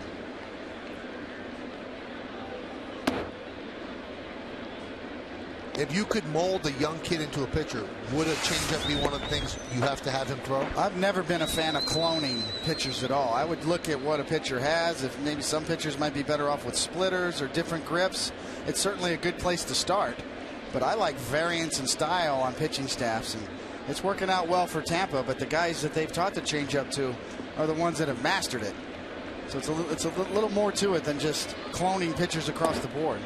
Now, you have two sons. Would you teach him to throw a change before you teach him to throw a curve? Yeah, definitely. I would wait for curveballs, because I think when you start twisting your wrist and start snapping pitches, that's certainly more stressful on your arm for an underdeveloped arm, namely somebody who's 11, 12, 13 years old.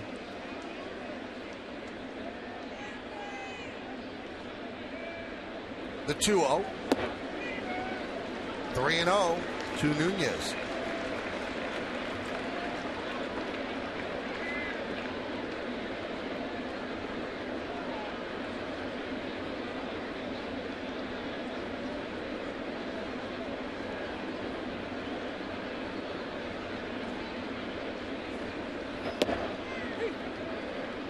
Strike. Nunez had a decent road trip for the Yankees with 9 hits and 29 at bats.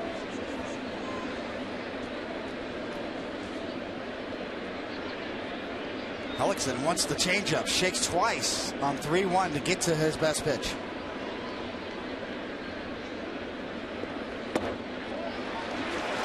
So a walk to Nunez. So you see the quizzical look on the pitching coach's face. That's not pitching to the scoreboard, Michael. You know, you hear that theory about pitchers who pitch to the scoreboard. Well, you got a 5-run lead. You got a 3-1 count. Put the ball in play. Maybe they'll hit it at somebody. Maybe they'll hit a ground ball. Hellickson choosing not to give in. And to Nunez's credit, he didn't swing at a ball down and out of the zone. So now, first and second, nobody out. And here's Hafner. He fouled out to Longoria in the 3rd inning. Not as much of a shift now with a runner on second. The shortstop shades up the middle, but he is on the shortstop side. And that pitch inside, and that's going to bring out Hickey to talk with Hellickson.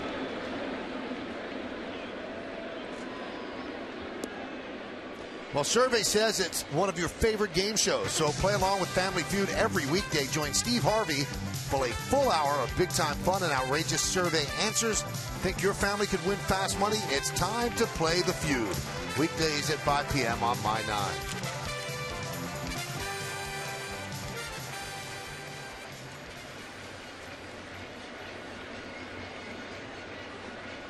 Nice shot of Yankee Stadium. And you see Alex Torres begin to throw. 3 lefties and 4 righties in the Rays bullpen. Nice and balanced.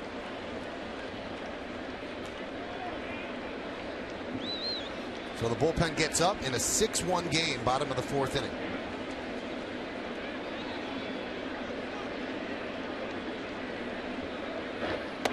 David, do you have a percentage of how many changeups he throws?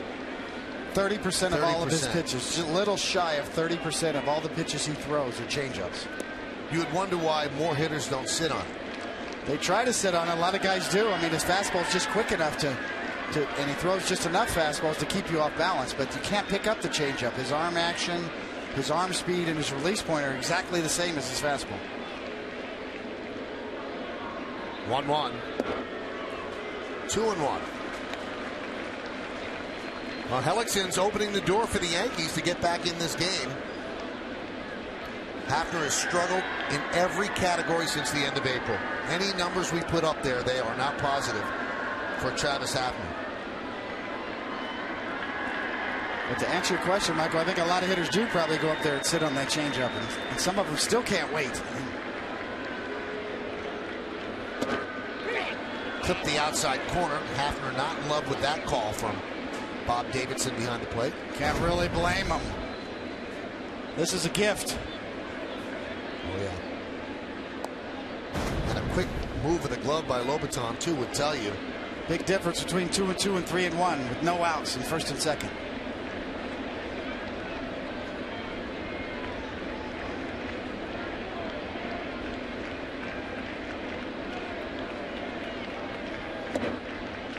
Now it's 3-2.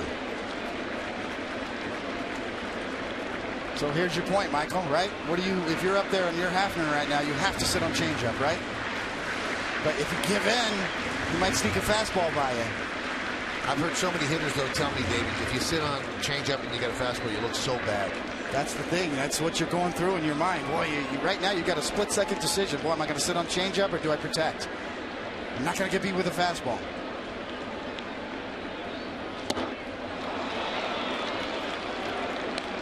Way out in front. So Hafner now 2 for his last 29. And you can see, and it's down too.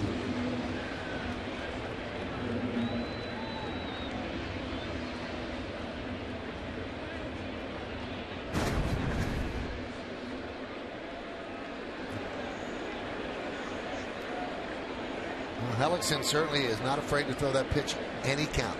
And he was one pitch away from loading the bases there. Gonna live or die with it. Here's Lillibridge. He singled to left and scored a run in the third inning.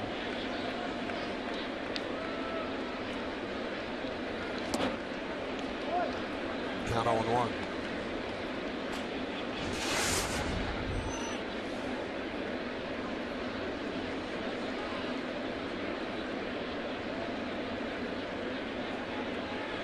Overbay is at second and Nunez at first.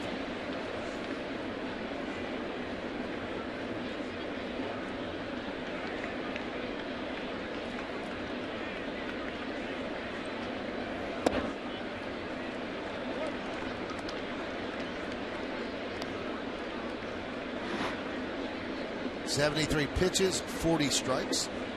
That's why you have the bullpen up right there, and that's what Joe Madden saw. Even though he has a 6-1 lead, Madden going to circumvent any trouble potentially in this inning.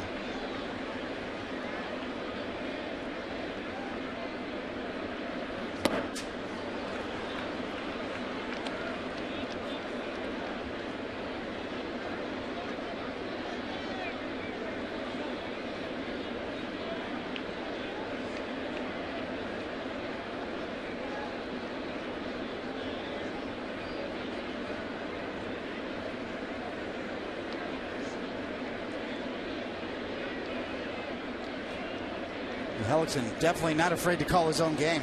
Shaking off several times tonight. 2-2.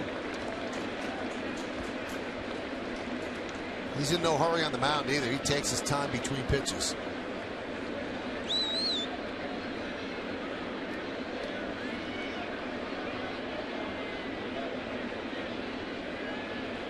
That's a good point, Michael. He actually averages 25.7 seconds between pitches, making him the slowest working pitcher in the AL.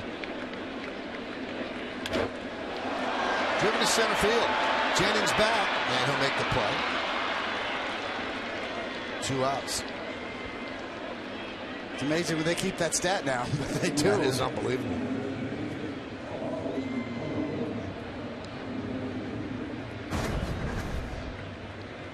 Well, you can book it, but the key is that the arm angle and the spin and the rotation on the changeup look like a fastball.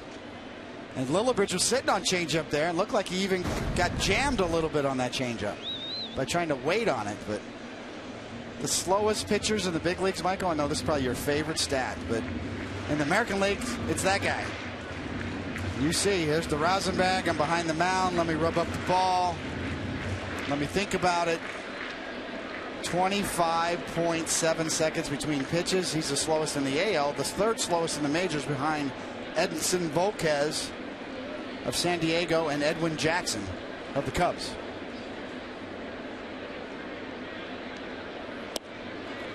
Pitch to Romine is low. So maybe we need a little stop clock right here. We'll start going 1, 2, 3.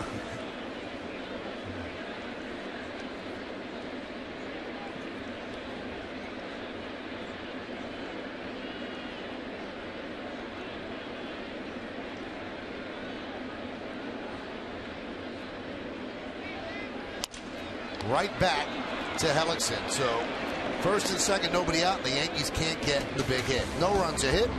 2 men left. We're going to the 5th. It's 6-1 Tampa Bay.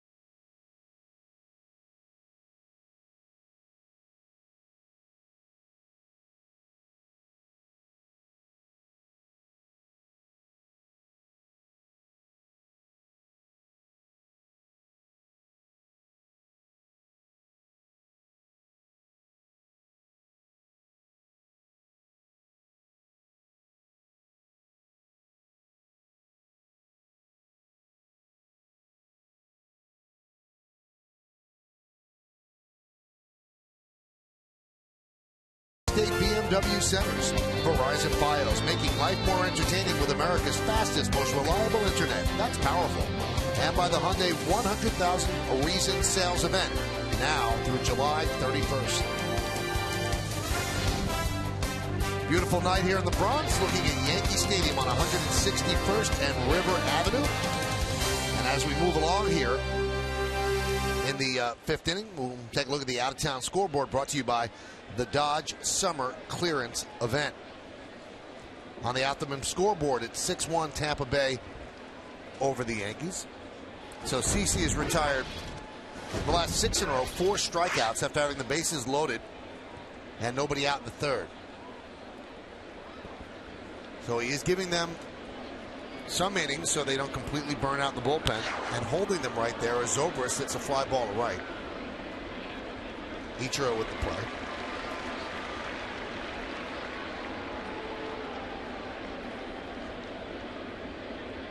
It is sort of amazing when you look at Sabathia's night tonight, really his last couple of games.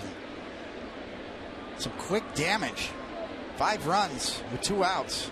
And now all of a sudden he gets the strikeouts going and the stuff looks sharp again. And we've seen him throw fastballs up to 93 miles an hour. So, you know, what are the telltale signs that you look for? And it's really a mystery at times with Sabathia. Maybe it's just going through a little bit of a funk. But no doubt, all of those pitches that were hit hard in the 2nd inning were up and out over the plate. No cheapies, no bloopers.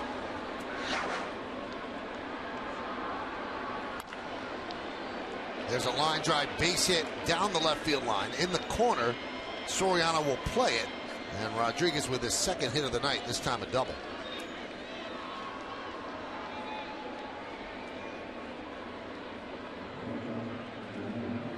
Rodriguez is one of those guys that just always seems to get good at-bats off Sabathia. And yeah, he didn't get it where he wanted to, and it's ripped down the line. Trying to go down and away, and that ball's drifting and cutting, though. You can see, instead of staying there, staying true to the glove down and away, the ball kind of drifts and cuts. And that's what pitching coach Larry Rothschild talks about in terms of arm angle and wrist position. It's sort of like a golfer. When you're playing for a draw, you get the double cross. You used to hear Jack Nicklaus or even, Phil Mickelson talk about, okay, I'm going to fade this driver, and I got the double cross. Well, what that means is you're playing for a certain type of movement, and you get the opposite type of movement. And that messes with your head more than anything. Playing for the draw, and you slice it. Playing for the fade, and you hook it. Because then you're really wondering what went on. Yeah. You're making the ball try to move one way, and it goes completely opposite of what you're trying to do.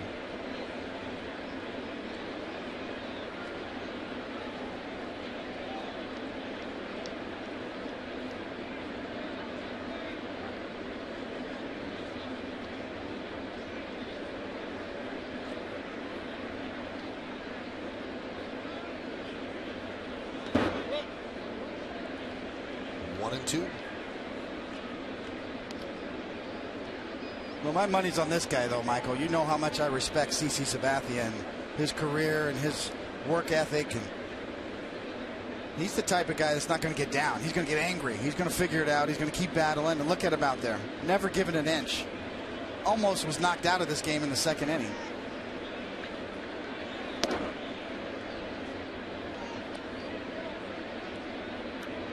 Guy's a gamer.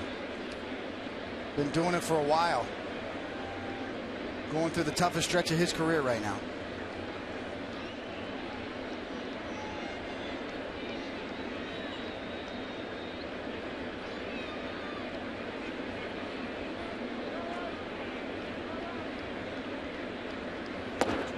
One of the things I really like about him, David, I'm sure you feel the same way, is following yesterday's great performance by Kuroda, I think George King of the Post asked CeCe, is he the best pitcher on the team? He goes, absolutely. He's absolutely. I mean, he doesn't. He's not about ego at all. I mean, he admits right now, hey, Kuroda is the best. I'm supposed to be, but he's the best. Other guys will try to talk it another way. Well, it's still me. No, Kuroda's the best. 3-2. And the Yankees have a lot of that type of pitcher on their staff. Phil Hughes is one of those guys, stands up in front of his locker no matter what he does, and he takes the questions. Andy Pettitte, I was terrible. That's just the way he is. And I think that's a good thing to have on the staff. Nobody's making excuses. Kuroda yesterday, people said they pitched a great game. It wasn't great. It was okay. I could be better than that. And that ballpark in the afternoon, not giving up a run, that's pretty great. Dribbled slowly to third. Lillibridge, Fields, fires, got him. A little snow cone there by Overbay, but he holds on as Rodriguez moves to third.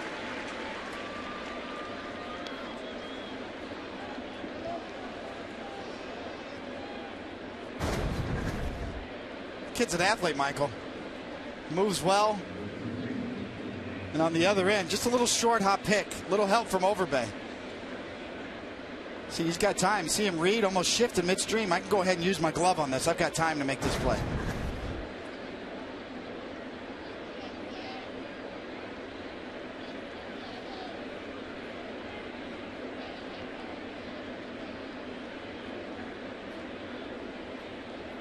So runner at third. Here's Loney. 0 for 2 against Sabathia. And a strike.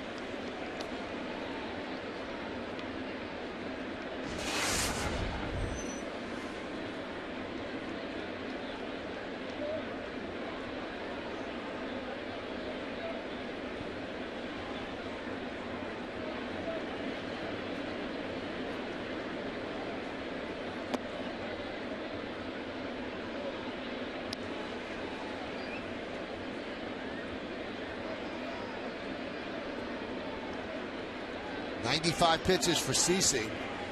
Yankee bullpen in action again.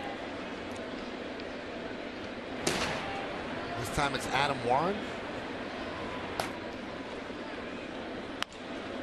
And there's a base hit by Loney. That's going to score Rodriguez RBI single for Loney. It's 7-1 Tampa Bay.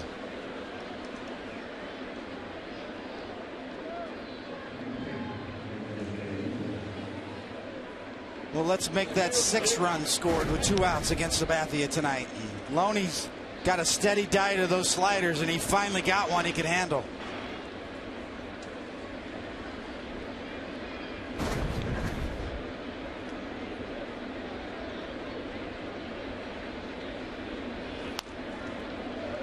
Lobaton fouls it back. I think you really got to give the Rays credit, Michael. Across the board, they've had good at-bats and hit pitches they're supposed to hit, but just the overall plan. You know, Joe Madden and the organization developing their young pitching, the moves they made, the big trade they made in the offseason, waiting for Will Myers. Not getting over anxious. Most teams make a big trade like that, they would have broke spring with Will Myers, but not the Rays. We're going to wait. We're going to get a look at him in AAA. We're going to control his contract, buy a little extra time on arbitration eligibility. They've had a master plan. They've stuck to it, and now they find themselves in a good position moving down the stretch run here.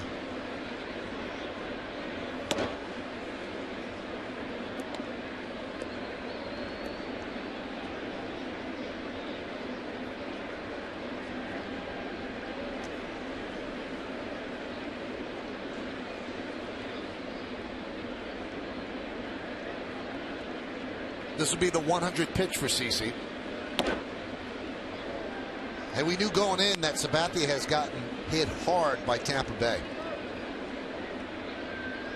This is his 4th start and has not pitched well in any of them. And it's been that sort of season for CeCe. Comes in at 9-8, 4.37. He has not been the shutdown guy that they expect and they need. The 2-2.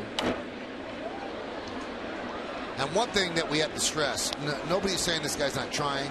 This guy works harder than anybody.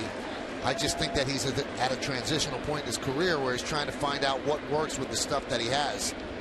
It's as simple as that. I think it's a process. No doubt about it. We all go through it. Every pitcher goes through it.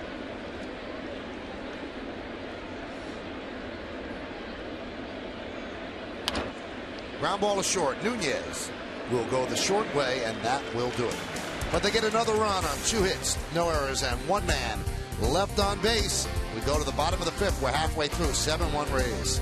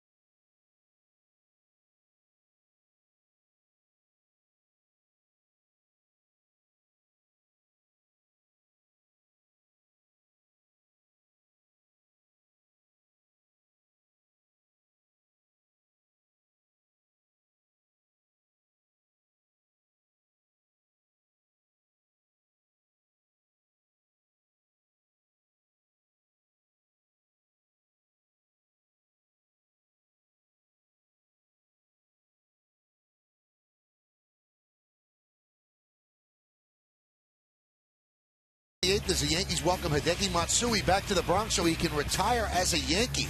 Special pregame ceremonies begin at 12:30, and the first 18,000 guests in attendance receive a Hideki Matsui bobblehead, the second in the brand new collectible series presented by AT&T to commemorate the day.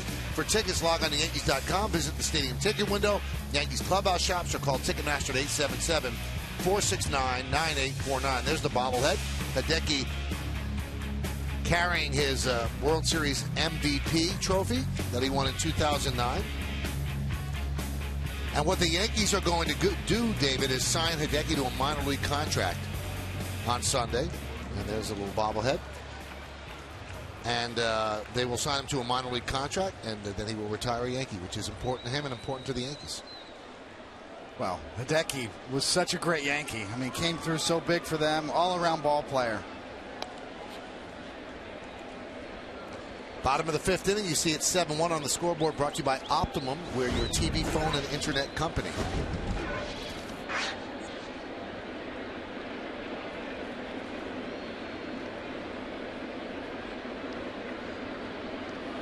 Gardner takes inside.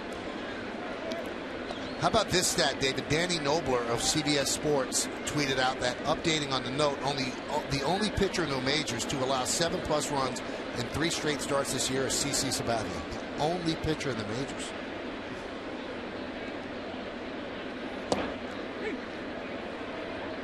Count 1-1.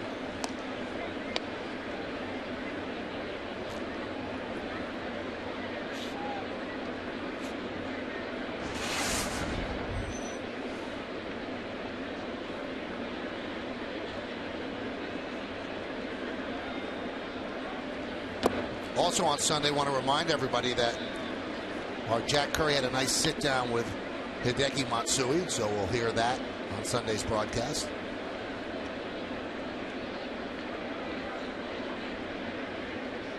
And that'll be on, yes, full 1 hour pregame that we show you the entire ceremony.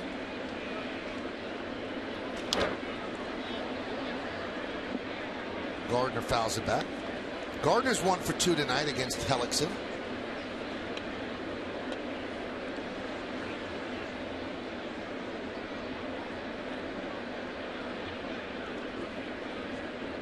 Certainly have a lot of veteran eyeballs watching Sabathia tonight, so I'm sure there's a lot of support in there for him. As Michael said, been a tough stretch for him.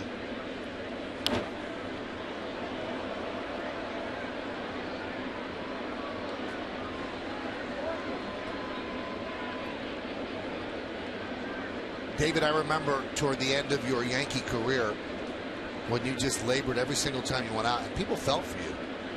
I know the media, which liked you a lot, we felt for you, and I'm sure your teammates did as well, going through it. I'm not saying that Sabathia's going through the same thing, but that was a transition for you because, you know, the previous year you had thrown in a perfect game. So what was it like? It was just awful. I mean, I lost 10 games in a row. And I think at one point I was 1-10 on the season. And that was on a good team. That was on a really good team. You just felt like you're just weighing the team down. I mean, you start losing sleep at night. You start doubting yourself. It's amazing. Confidence is so fleeting for some of the best athletes, really, in any sport. Gardner, high drive to left center, but Jennings got a good jump and runs it down.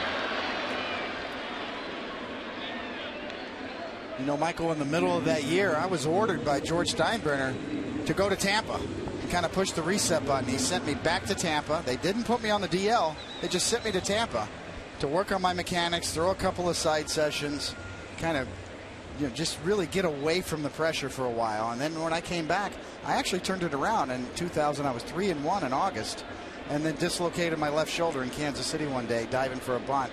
And then the rest of the season was pretty much worthless in terms of my performance. Matsui with a high fly ball to right. So Sabathia's got to find a way to push the reset button. I meant Matsui's on my mind Sunday. That's Ichiro. Sorry.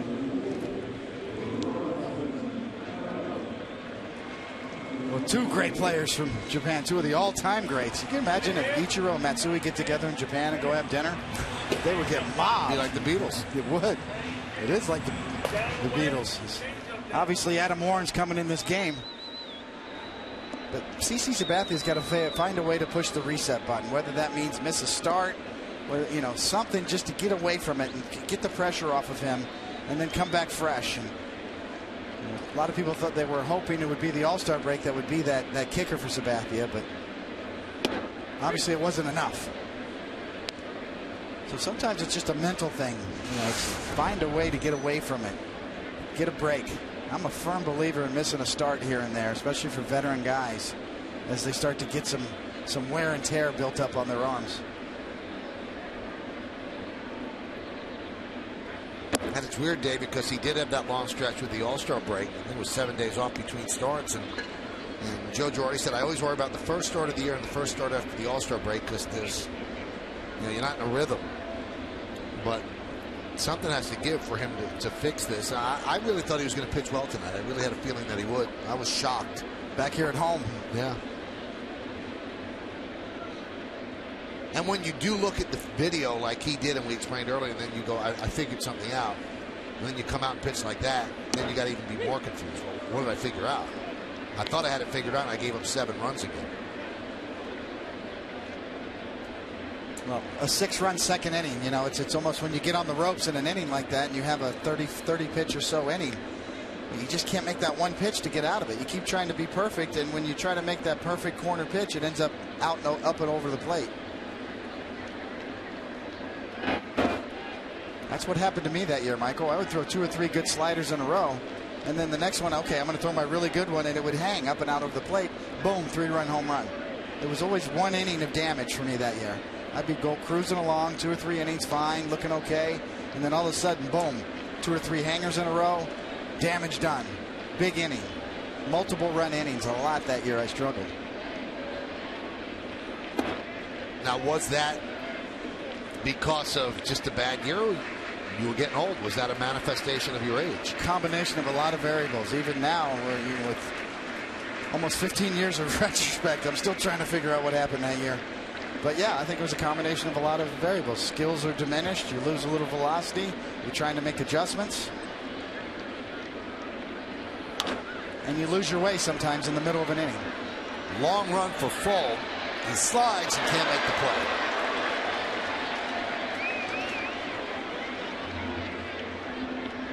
Nice try, but couldn't get there.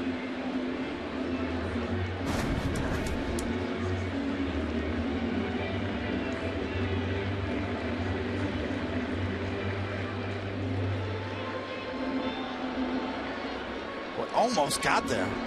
Off the web of the glove, the tip.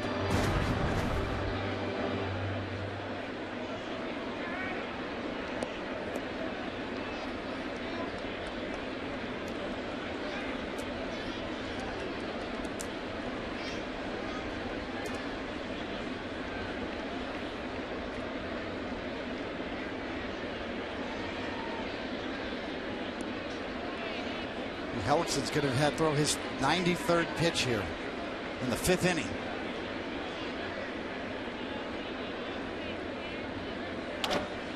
Right back to Hellickson. And a 1-2-3 inning for the Rays right-hander. We played 5 here at the stadium. It's been all Rays, 7-1.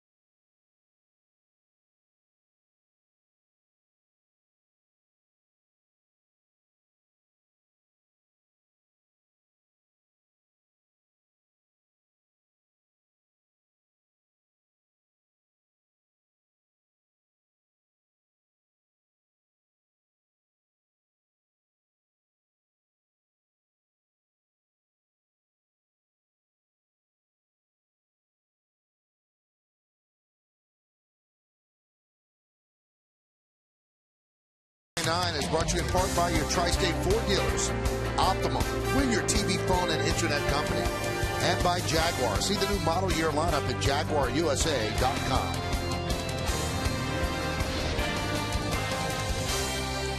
Well, Joe Girardi has to make the call to the bullpen. Brought to you by Verizon Fios, making life more entertaining with America's fastest, most reliable internet. That's powerful.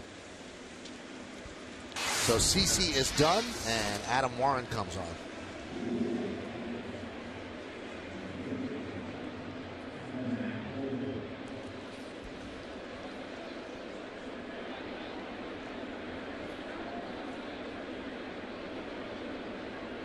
He'll face 9-1-2 in the Rays order, trying to hold it right here at 7-1.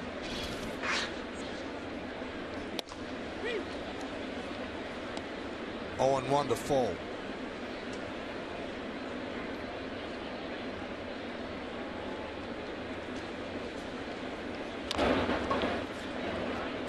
Nice play by Warren. 1 away. As we move along here in the 6th, we'll give you the out-of-town scoreboard brought to you by the New York Lottery. Hey, you never know. Orioles lead Red Sox 4-0. Houston leading Toronto 5-4. Cleveland 7-4 over Texas. Detroit 2-1 over Philly. And KC 1-0 over the White Sox. You can enjoy the rest of them as they go by.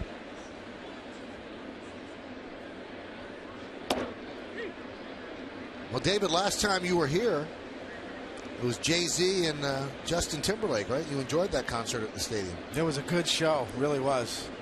Something about a concert at Yankee Stadium. They really do a good job here. Now, how'd they lay it out? The stage was in center field? Yes, straight across center field. The stage was spectacular. A good show. Jay-Z and Justin Timberlake worked well together. And the sound quality is really good in the stadium here, much better than you would anticipate. Count 1-2 to Jennings.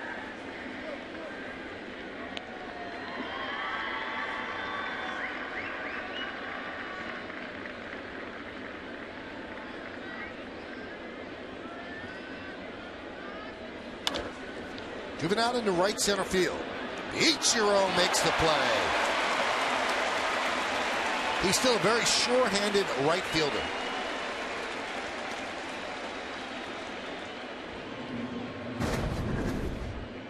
Well, he gets good jumps on balls as well.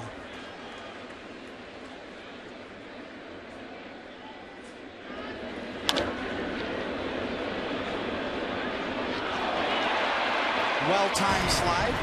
And replace that divot on your way back.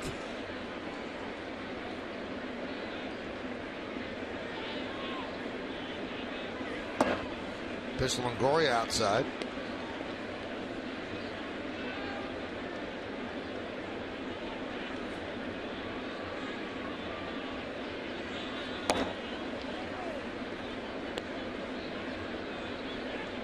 It is funny, Michael. You mentioned about CC struggles against Tampa Bay this year, and kind of going back to last year as well. And sometimes, teams get your number. They just see the ball out of your hand, or they just have a good game plan.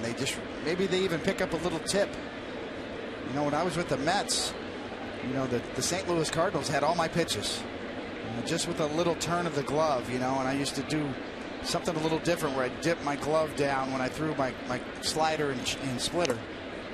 And then with my fastball, I'd go straight up with my glove. So sometimes there's little reads that certain teams can get off of certain pitchers. And I'm not saying that's the case with CC, but you start looking for things like that when teams get your number. But Longoria's numbers off of CC. As he strikes out against Warren. Good inning for Warren. The Rays go down in order. We go to the bottom of the 6th.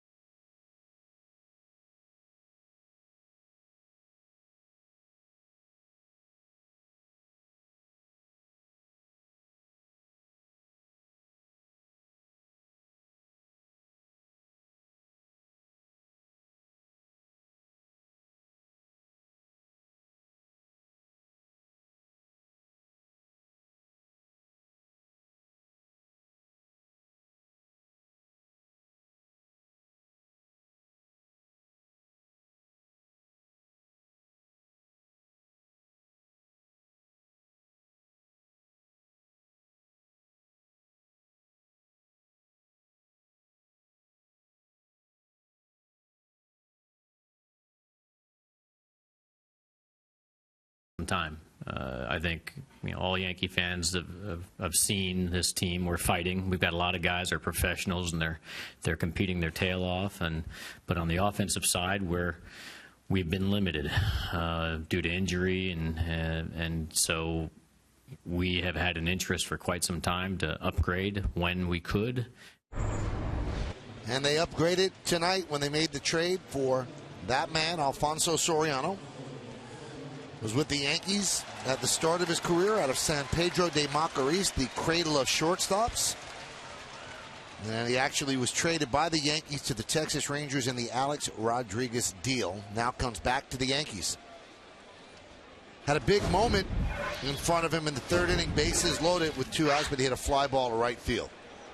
He's 0 for 2 in his first game back. And there's a strike.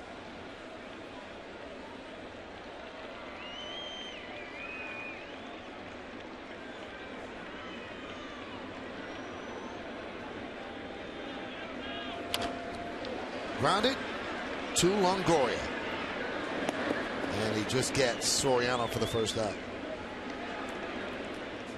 A lot of rumors flying out there that the Yankees have inquired with the Phillies about Michael Young, which really would be a perfect pickup because he can play third. And if Alex Rodriguez gets back from injury, Alex could take over third, and then Michael Young could platoon with Overbay at first. But the Phillies still think they're in it, and according to several baseball writers around the country, the Phillies have said Michael Young's not available right now, and he might not be all year. And with the injury to Hudson in Atlanta, some people think that Atlanta might come back to the pack. Yeah, it's a tricky game for Philadelphia with their fan base there. They've been on such a remarkable run, and since the new stadium was built and the excitement in Philadelphia and the attendance level there, it would be hard for them to pull the plug.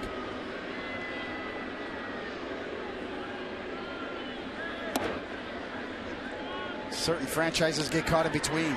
It's not as simple as a small market just trying to reboot and rebuild. The Phillies on a really good run right now, and they don't want to alienate that fan base. The 2-0 change is swung on and missed.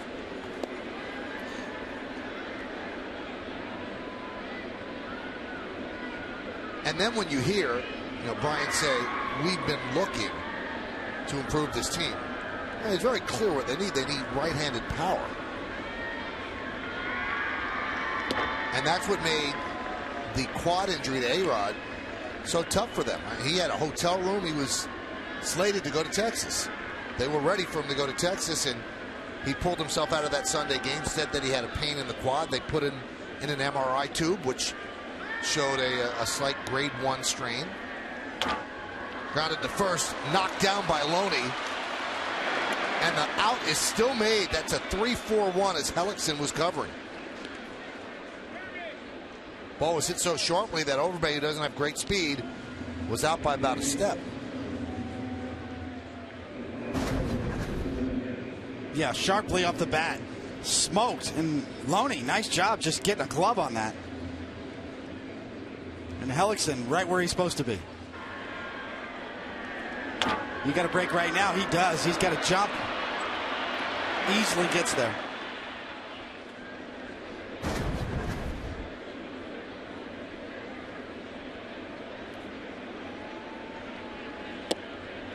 And then after the MRI situation, that started the whole melodrama about second opinion, and then the Yankees had a second doctor look at him in Tampa. It's improving, and they're giving him the okay to maybe play in a simulated game on August 1st, and we'll see from there how quickly A-Rod can get back. Nunez grounds one to third, and that is going to do it. 9 in a row for Hellickson as we go to the 7th, 7-1 Rays.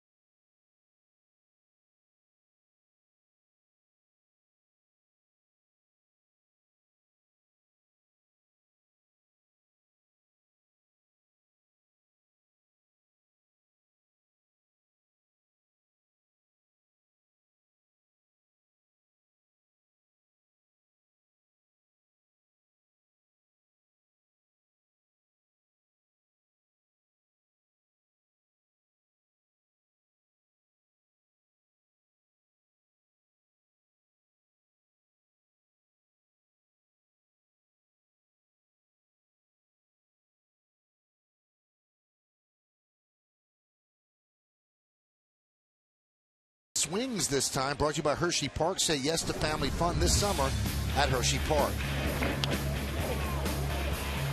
And there's the second inning. There are a couple of sweet swings in that inning as the Rays scored 6 runs. Longoria with a big hit into left center field as well. And CeCe struggled. And his last 5 starts against Tampa Bay, CeCe has a 7.71 ERA, 28 runs in 32 1/3 innings. And the top of the 7th inning on the scoreboard brought to you by Honda in the summer clearance event. It's 7-1. Tampa Bay. So Adam Warren in his 2nd inning of work. And he deals to Will Myers a strike.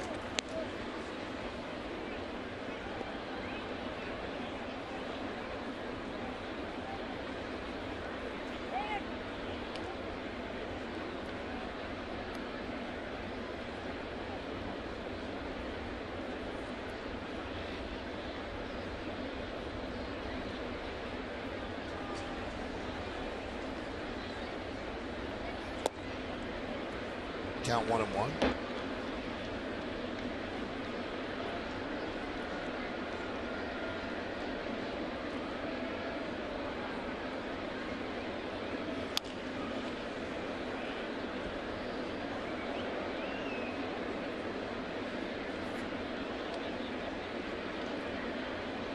Adam Warren has really done a good job this year for the Yankees coming out of the pen. And, well, you got to go over a couple seats to get that ball.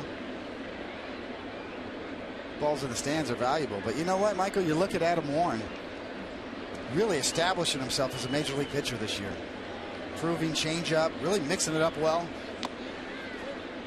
You got to believe that there's some other teams around the league that are looking at him maybe as a potential starter. And, of course, the Yankees would be too. Part of the future, possibly. But I like the fact that he's learning on the job in the bullpen in the big leagues as opposed to staying in AAA and continuing to start. I think you can learn more on this level than you can in AAA. He's had enough minor league time. He was ready for the big leagues.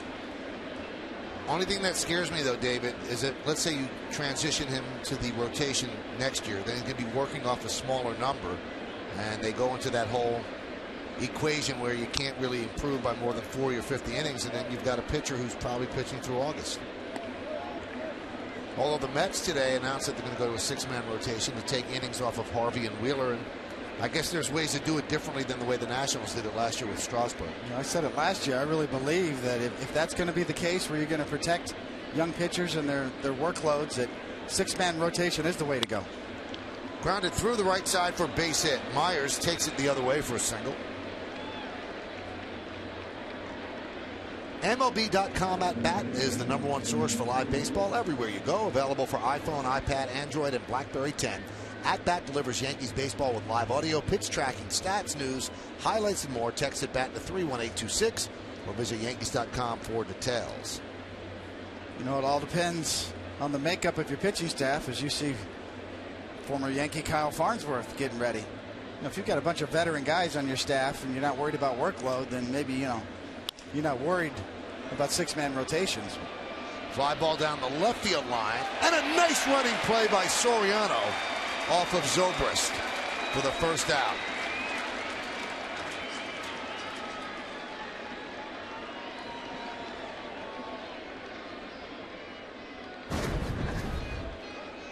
Soriano covering ground.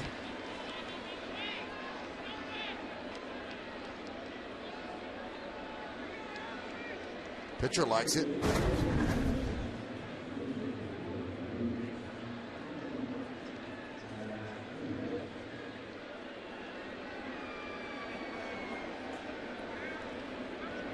Matt Joyce pinch hitting for Sean Rodriguez.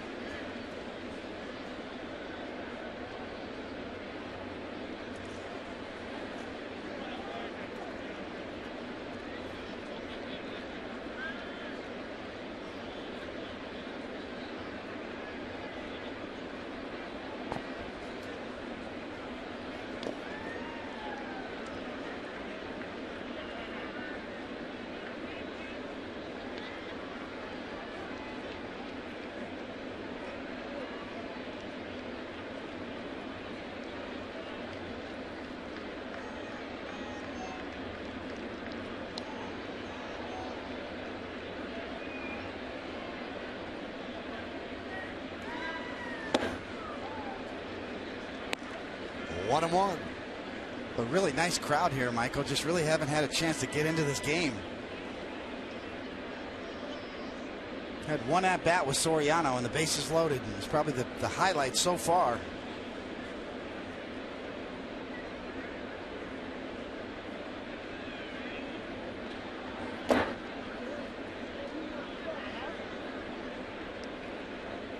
Well, the 6 runs in the second inning pulled the plug. They did get a little excited, as you mentioned, when Soriano came up. But there hasn't been much to cheer about. And the offense has been stagnant for much of the year, and that's a lot of what elicits cheers from crowds. 2-2. So does good pitching. You know, Yankee fans love to see strikeouts too. Even going back to Ron Guidry, the night he struck out 18 batters.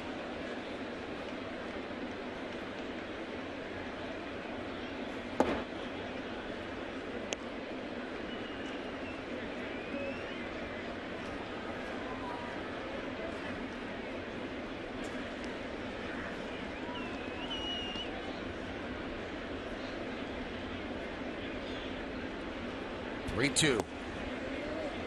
And Joyce with a pinch hit walk.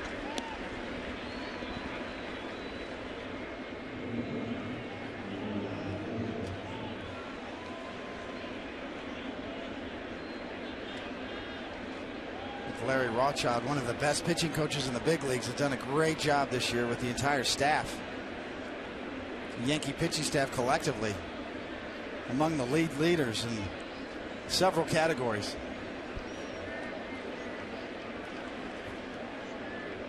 First and second, one out. Here is Yunel Escobar. There's a strike.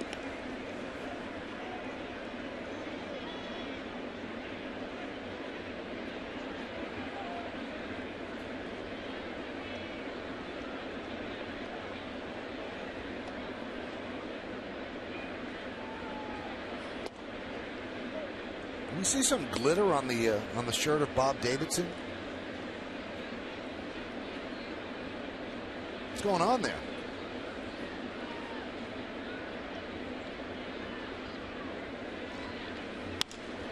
Driven out to right field. Ichiro makes the play for the second out. Hard to say, Michael. Maybe chalk. Could be chalk. Yep. A lot of moving back there. Catchers blocking balls. Kick up a little chalk.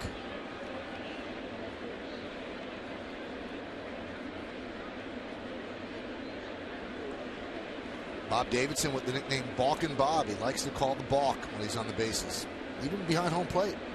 You have to be careful. He sees balks when others don't. Here's James Loney, 1 for 3. RBI single against CC in the 5th.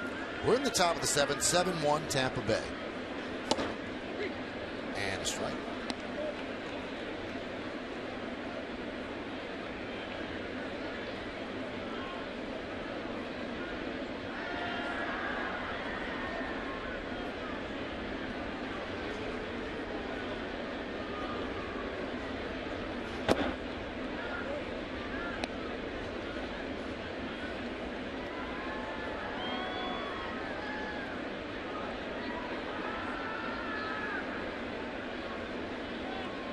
Get down in a game like this, Michael, if you're on the bench, you know, and obviously as a starting pitcher, I watched a lot of games. You know, your mentality is just give us a chance at the end of this game. Get in a position to get Robinson Cano or Soriano up to hit a big home run to tie it up. You know, and the Yankees haven't been able to add on, you know, haven't been able to fight through and get within striking range, and that's what you hope for. You knew Tampa Bay had 6 runs in the second, and really from that point on, Sabathia did pretty well. They've only scored 1 run since the second inning. As we said before, 6 out of the 7 runs came with 2 outs, so that's especially frustrating. But nonetheless, from the Yankees side, you just wanted to fight back and let's have a meaningful at bat late in the game. Have a chance. Yankees still have some at bats left here. Got 9 outs to work with. Get out of this inning, first of all, for Adam Warren. And then try to get yourself in a position to get Robinson Cano up to hit a 3-run home run to tie it.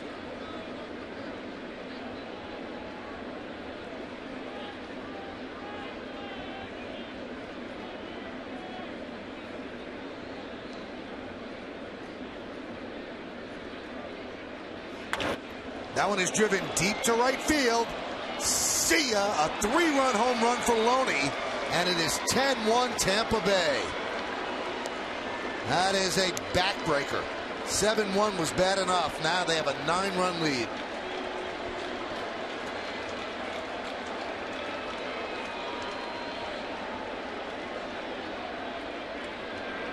And from the other side, Tampa Bay their goal is to put it away. And this is how you put it away. Cuts him off on an up and in fastball. Very quick from Loney. This pitch is up and out of the strike zone. And Loney just lightning quick, cutting off to the spot and finding the short porch. Really good hitting there from Loney. That one's looped into left field. It's a base hit for Lobaton. Cutting it off is Gardner. But Lobaton is at second with a double.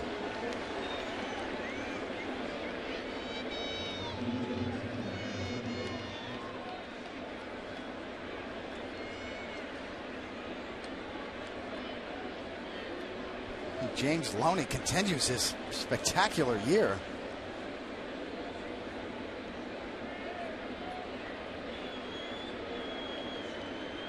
He's been on a roll all year long.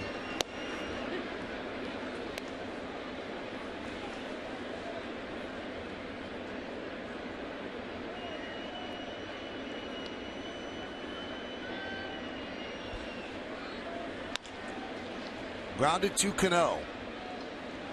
And that will do it. But 3 runs on 3 hits, no errors, and 1 man left at the end of 6.5. It's time for the 7th inning stretch here at the stadium.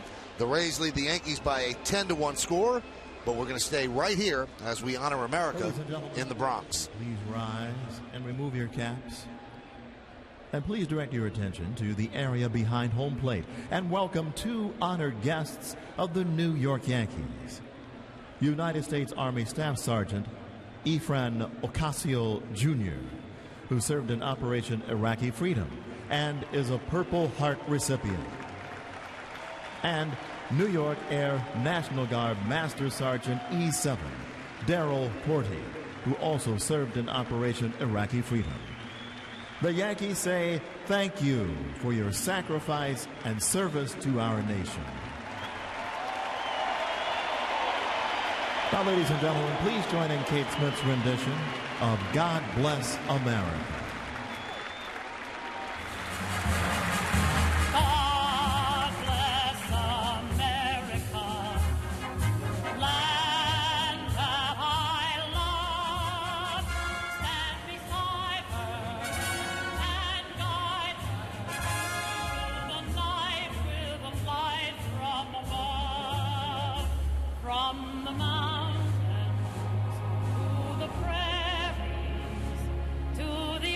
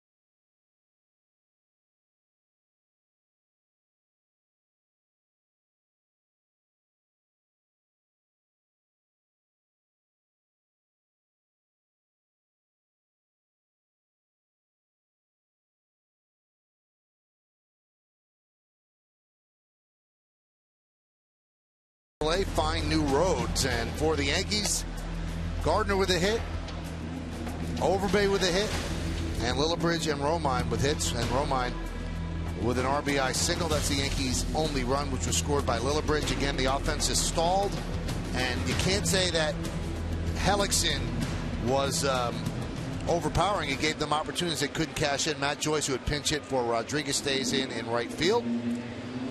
And the new pitcher is a former Yankee, Kyle Farnsworth, taking over for Hellickson here to start the 7th. This will be his 35th game. 40 base runners in 27 innings, just 17 strikeouts. So not the same overpowering pitcher he was. And he will face the bottom third of the Yankee order, starting with Travis Hafner. And there's a scoreboard brought to you by Honda. Get a great deal on a new car you'll love at the Honda Summer Clearance Event at 10-1 Tampa Bay.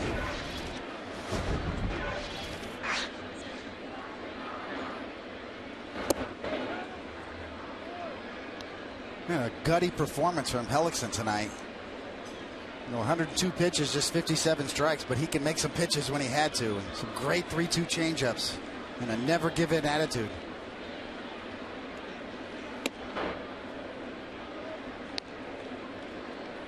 Hafner's 0 for 2 tonight, fouled out to Longoria, struck out. 0 for his last 13, 2 for his last 29. And his numbers since the end of April, they just have not been there. And as we mentioned earlier, you wonder how much longer the Yankees could stick with him in the lineup as Farnsworth retires him. Good guy, works hard, helped carry them in April, got them off to a great start, but since then hasn't been good.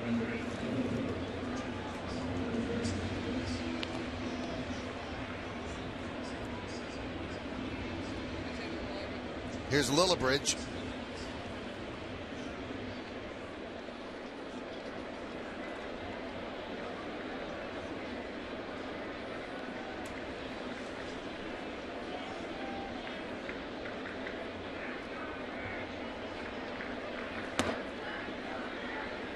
Count 1-0.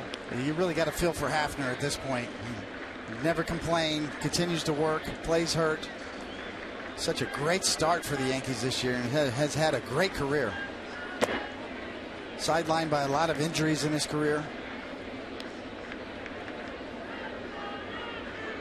You know what, David, he said, I mean, his downward spiral began when he had to take himself out of the lineup because of the shoulder issue. But he said it's not bothering him, but it's been such a stark contrast to the way he started to the way he's hitting since then.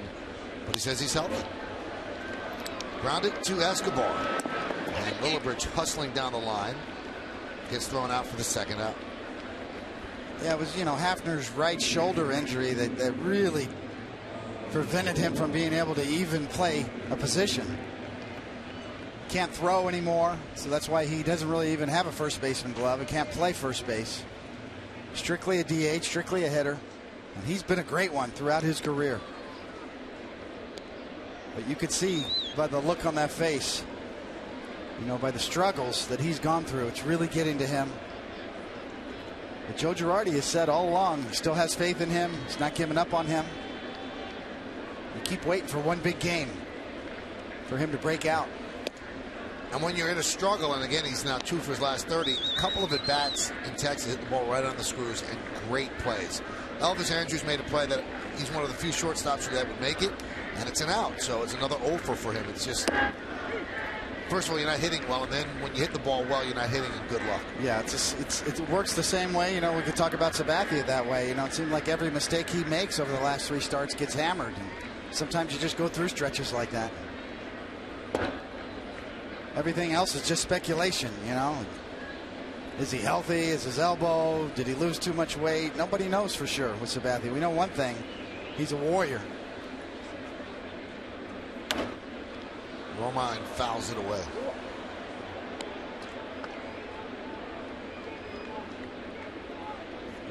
Joe Girardi has certainly had to contend with so many issues this year. Trying to piece together a makeshift roster. We're still awaiting word on whether or not Derek Jeter got clearance today when checked out by the doctors. He is eligible to come off tomorrow. Still no word as Romine goes down on strikes. Will we see the captain tomorrow? Not sure. We're sure you'll see the top of the 8th in a moment.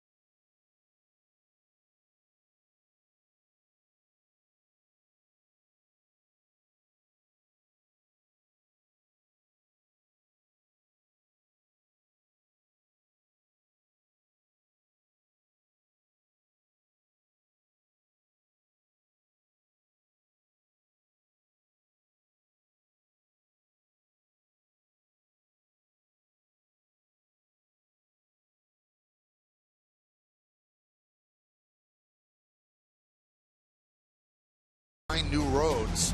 As our colleague Ken Singleton said, everybody got invited to the party. Everybody has at least a hit, 12 hits in all for the Rays. A home run by James Loney, a 3-run shot. He has 4 ribbies as well.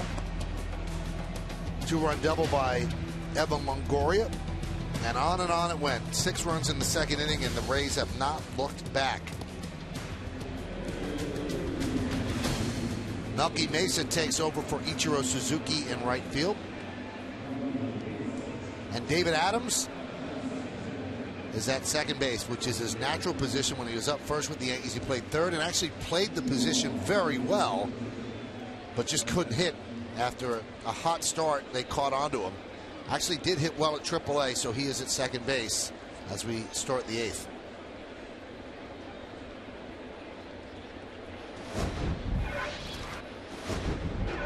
Jennings leads off, and Warren deals a strike.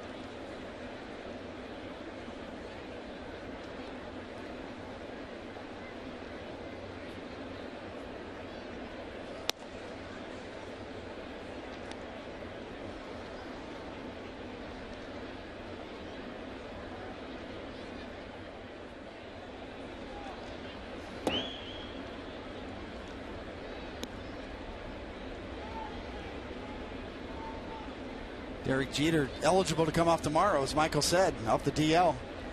And, you know, as I said, I talked to him before the game, and he wants to play tomorrow.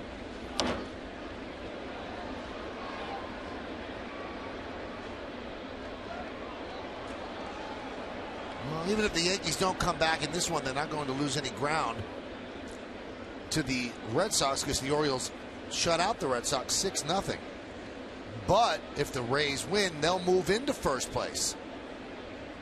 These are the updated standings right now. The Rays could lead the Red Sox by a half game. And when you win as many games as they've won, if they win tonight, they would have won 20 of 23. You better move into first place at some point. So it's been an incredible run for Joe Maddon's team.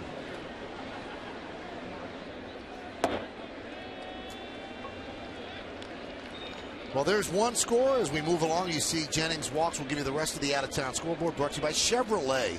Visit your local Chevy dealer at ChevyOffers.com. Toronto has taken the lead over Houston. Cleveland holding on against Texas. Detroit beat Philadelphia 2-1. Kansas City won White Sox 0, bottom of the 6th. Angels and the A's later, not much later. Same deal with Minnesota and Seattle. Here's Kelly Johnson pinch hitting for Longoria. as this game's starting to get a little bit of a spring training feel to it.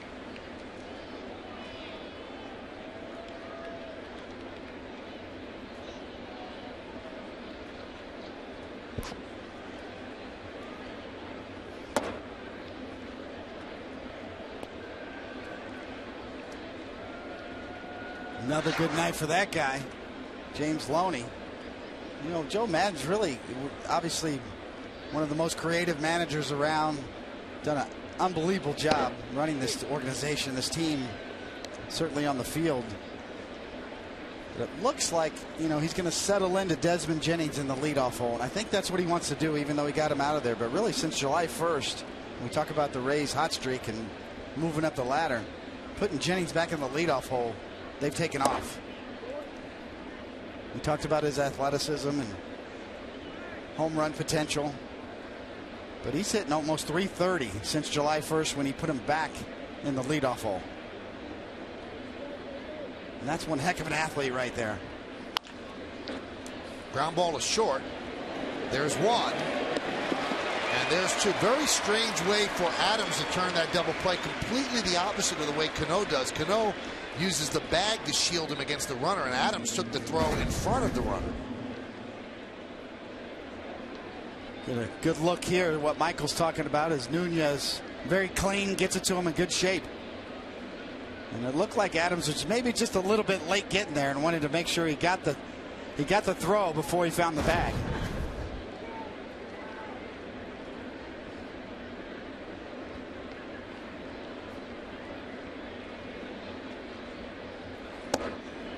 Will Myers takes outside. One of the tougher positions to bounce around. Very few utility guys can jump right to second base and handle the footwork necessary, especially on turning double plays.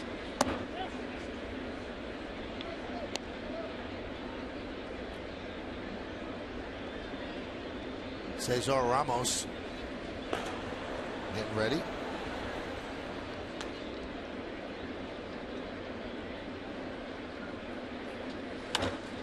High pop-up. Nunez will make the play to end the 8th inning. No runs, no hits, no errors, and because of the double play, nobody left. We go to the bottom of the 8th, 10-1 Rays.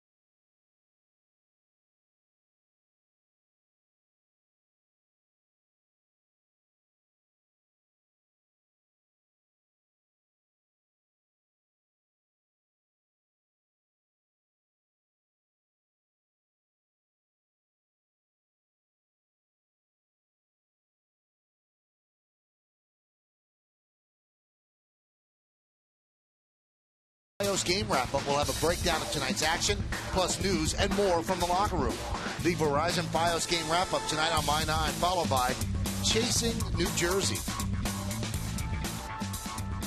The Yankees are chasing the Tampa Bay Rays right now as Kelly Johnson takes over third base. Remember, he had pinch hit for Longoria. And a new pitcher is Cesar Ramos. So Hellickson started Farnsworth a 1-2-3 7th, and now Ramos here in the 8th.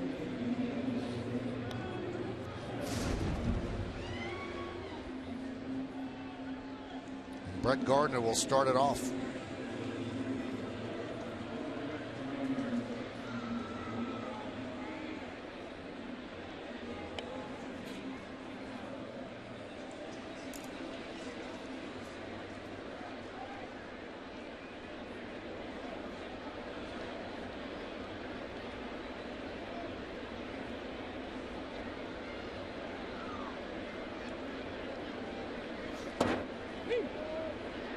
There's a strike.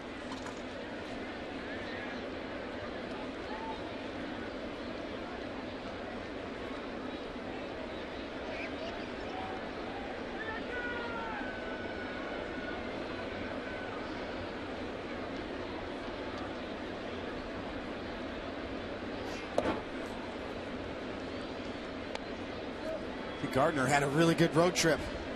The Yankees lost 2 out of 3 in Boston and then salvaged the split in Texas. Gardner was 9 for 22, a 4.09 average on that road trip.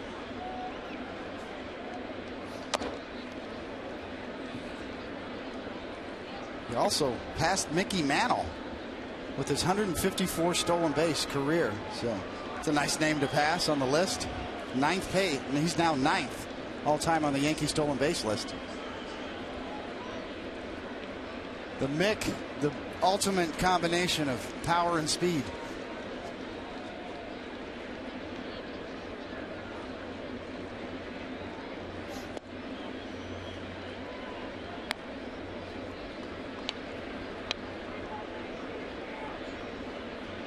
It's 2 of the highlights of my career, my young career, Michael, as a Met. I met Joe DiMaggio and I met Mickey Mantle.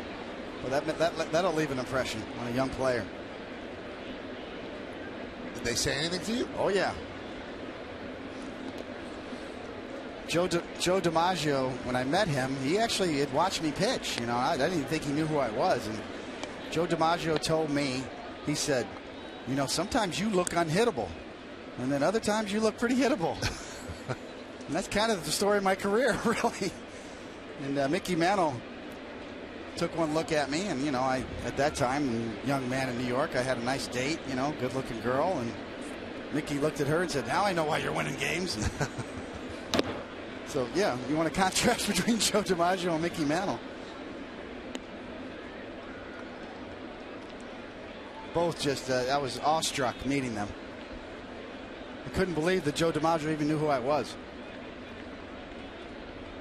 And actually watched. And actually watched me pitch a game.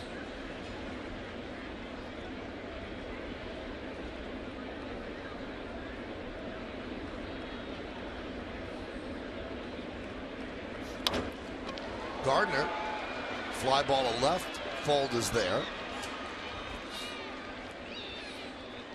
All right, got another game tomorrow. It's Chris Archer going for the Rays against Ivan Nova for the Yankees. Our coverage on Yes will begin at noon. And first pitch is at 1:07. The most amazing, probably big-time celebrity I ever talked to who knew everything about everybody right till the day he died was Ted Williams. In the '99 All-Star game at Fenway Park when they wheeled him out with the wheelchair. What a remarkable moment. But he would talk to any player and he'd go, oh, yeah, you did this. And just amazingly current. His mind so sharp. You need to do this. You need to learn how to throw a changeup. And Ted Williams would be, the minute you walk in the room, Ted would be on you. Now, you do this well.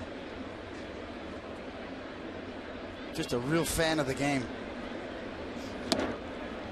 That big congregation around the mound at Fenway in that All-Star game that you're talking about, wasn't that where he looked at Mark McGwire and said, do you smell burning on your bat sometimes on a foul ball? Yeah, burnt wood. You ever smelled burnt wood when you fouled one straight back off the barrel of the bat? And there were like almost 100 people around him, and that's what he asked Mark McGwire. That was a special moment. Just the look in his eyes, the love of the game, the love of hitting.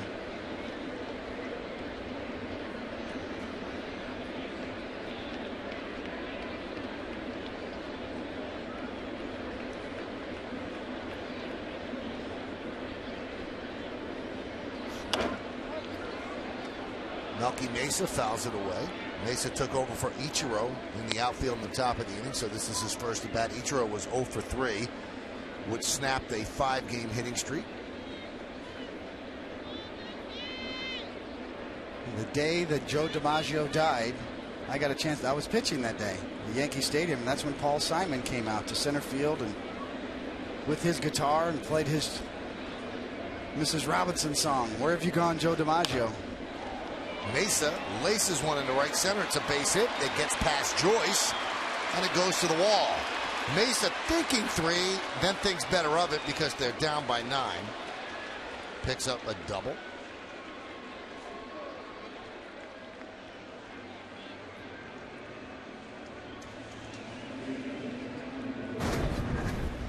Well, it is fun to watch him run. He's got some talent, no doubt about it. He's got some pop in his bat. Still young, still figuring it out, but boy, is he exciting to watch. Gliding. We saw his arm in Texas, too. He can throw as well.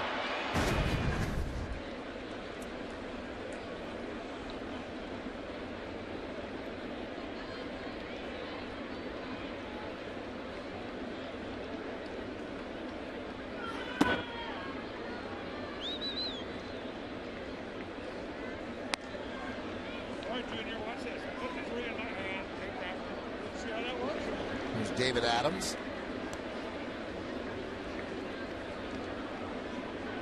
He also entered in the top of the inning.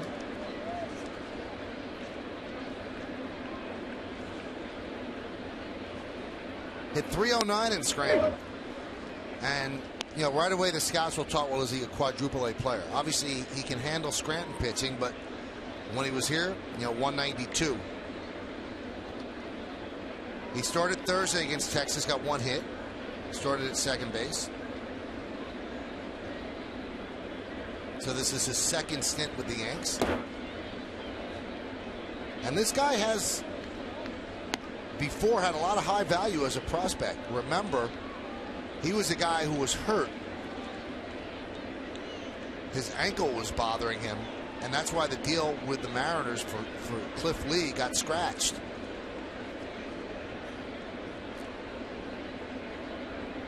Then the Mariners asked for Eduardo Nunez. The Yankees said no. So the deal fell through. There's a base hit for Adams. Mesa is being waved home.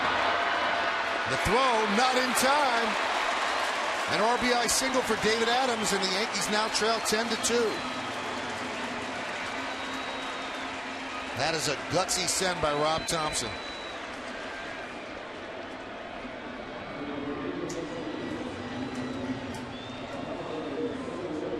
Well, a nice spot for David Adams coming through, and you're right, because Jennings can throw, and he's medium depth.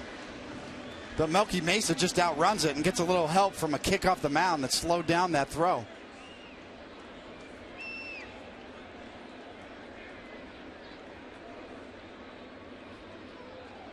Good call by Bob Davidson. Here's Soriano again. Count 1-0.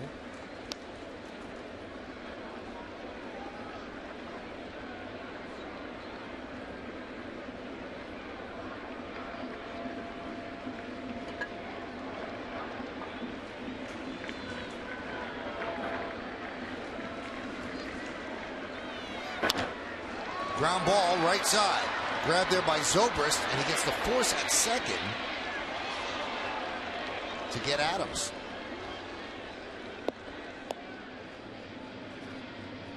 That was a little bit of a gamble. You're up by 8 and you have a tougher play at second, and hey, you can't argue it worked out.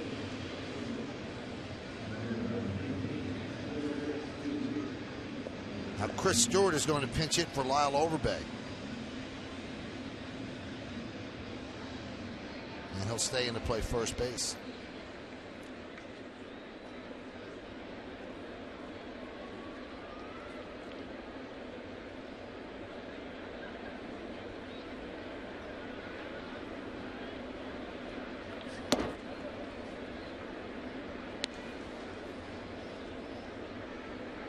Certainly a big part of the schedule, Michael. We talked about it in the pregame and a little bit earlier in this game about this part of the schedule for the Yankees. This important series against the Rays and then out to the West Coast.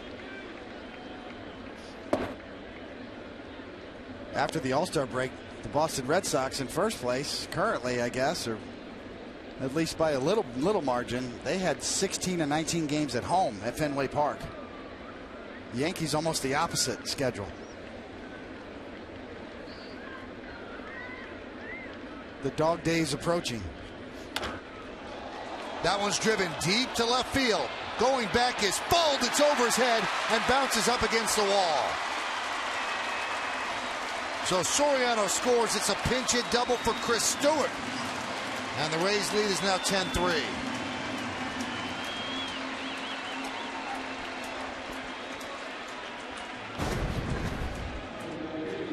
Chris Stewart looking for a fastball, gets one middle in and is quick to the spot. And Sam Fuld gets turned around. And just that little hesitation, having to change directions, gave Stewart just enough distance to get over his head.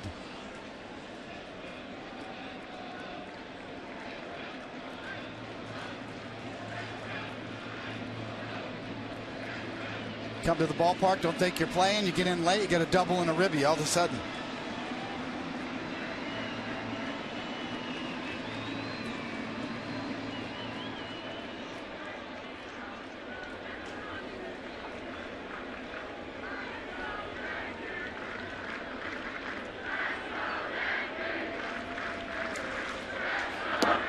And the pitch to Nunez is a strike.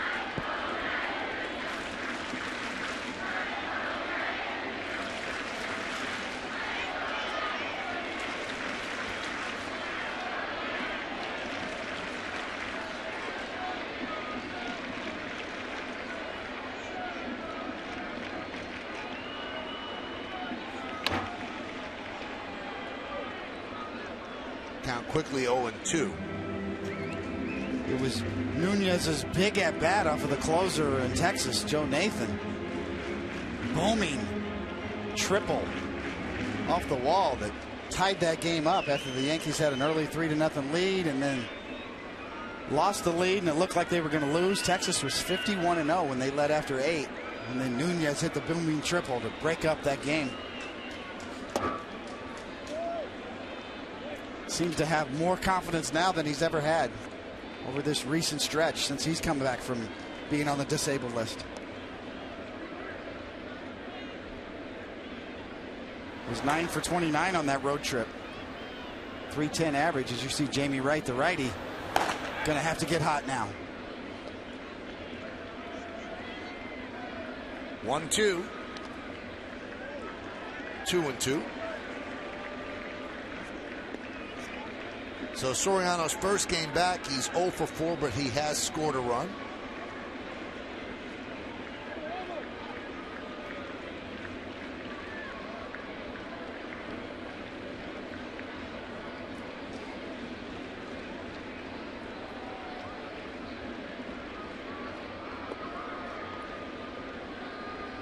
The 2-2.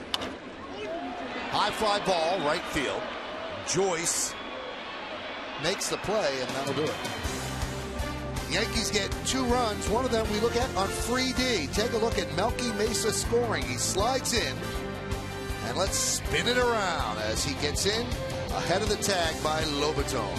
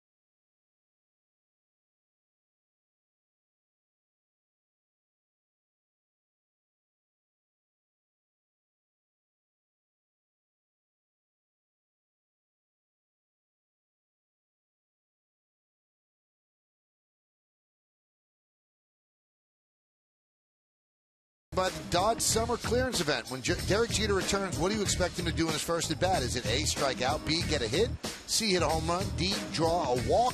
Text ABC or D to 70377 or go to my9tv.com. Find out the results right after the game. It's What's Your Take? Brought to you by the Dodge Summer Clearance Event. Let's see if he plays tomorrow. Adam Warren in his third inning of work. Chris Stewart had that pinch hit double. He takes over at first base for Lyle Overbay. You can't argue much with what Stewart's done for the Yankees this year. He's hitting over 250, does the job behind the plate. He was thought of maybe to be the backup to Cervelli, but he's pretty much been the primary catcher, and that has not been their issue. He's done a nice job. Well, the more you watch Stewart, the more you realize how good he is behind the plate. An excellent receiver. Very underrated defensively.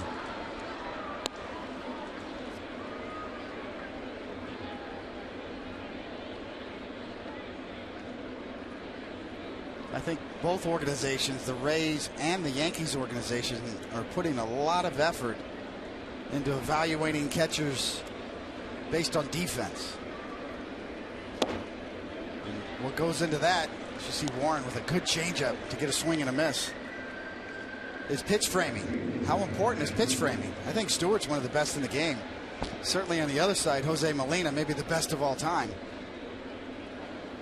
But if you talk to the front offices of both the Yankees and the Rays, they believe in it, and they're really putting a lot of effort into trying to evaluate that and teach that, especially on the minor league level.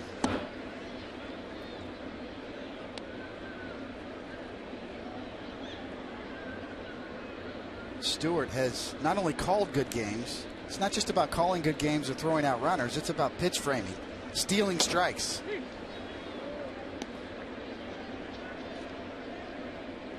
One of the newest category in the sabermetrics community. How to quantify framing ability.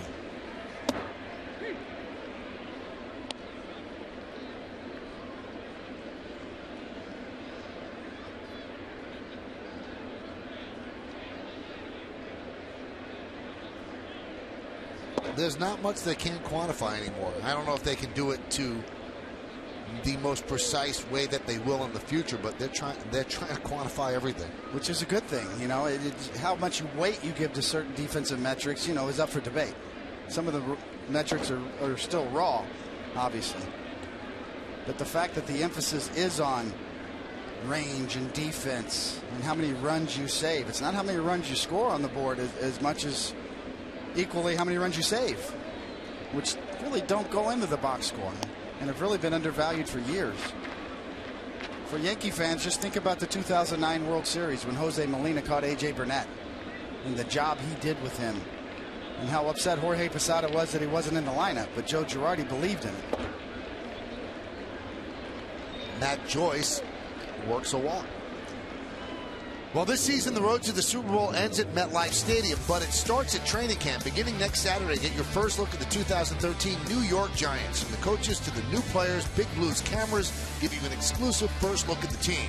Giants Access Blue Training Camp Report, a special month of shows, starts Saturday, August 3rd at 11 p.m. here on My 9.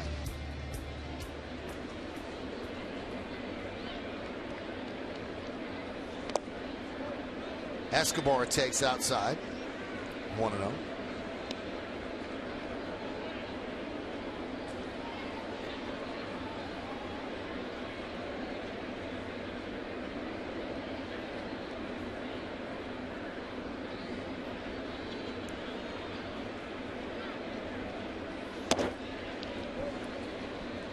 One of the theories, Michael, with catching and pitch framing is you see Joel Peralta warming up, the veteran righty, is start with a lower target. If you've ever noticed, Jose Molina and Romine does a good job, and Stewart as well, is the lower you have the target, it's easier to adjust up as opposed to too high of a target going down. You see, nice target right there by Romine. A lot of catchers who have too high of a target and then go down to catch the ball at the knees take the ball out of the strike zone. Tony Pena is a big believer of that as well. Romine, obviously a student of Tony Pena, sets up nice and low with that target.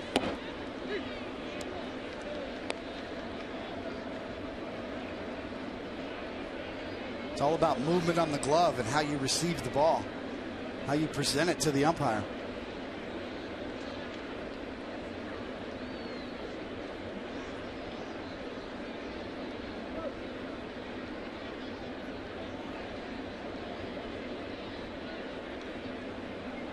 (3-1).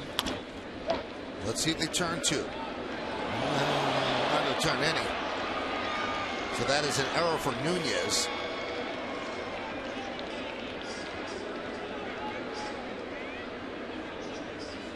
I don't know if Adams didn't get there in time because he should have just flipped right away. Instead, he started walking there. Yeah, he was there. It was just couldn't get the handle. Yeah, Nunez lost it on the transfer. He's got it. You see, he makes the clean field. It's on the transfer. Just loses control of it. For Nunez, that is his 6th error. And that ties him with Jason Nix, who also has 6. He's on the DL. And Nix played in 29 more games than Nunez.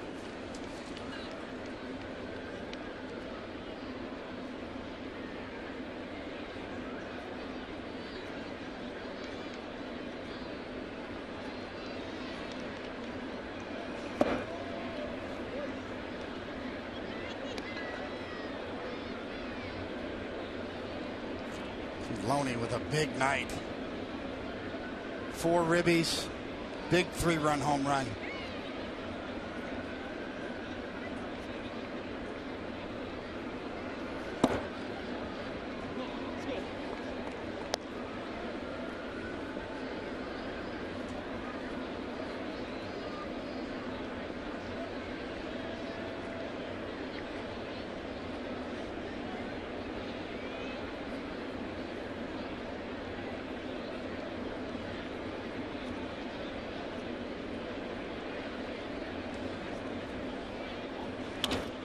Line to right field.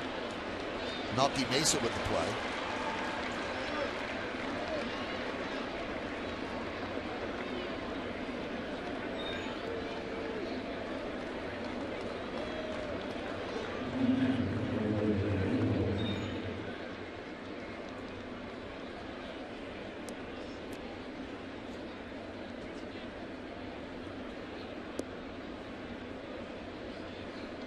So even though Warren gave up the big 3-run home run, this will be his 72nd pitch, and he's eating up the innings for the Yankee bullpen.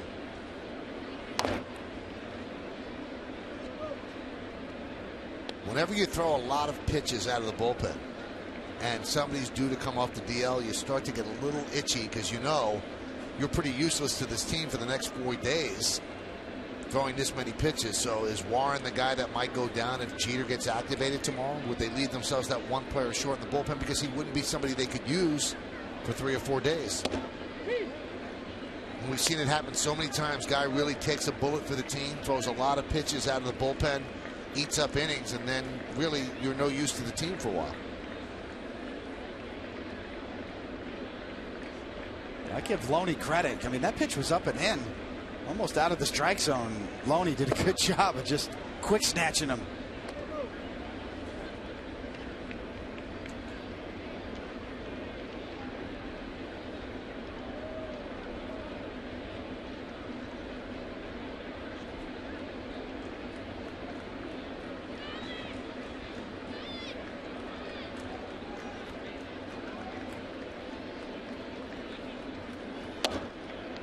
Missed inside. Joppa Chamberlain getting ready in a hurry.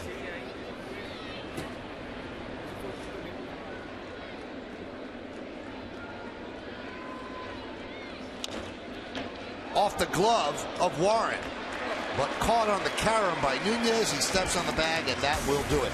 No runs, no hits, 1 error, and 2 men left. We go to the bottom of the 9th.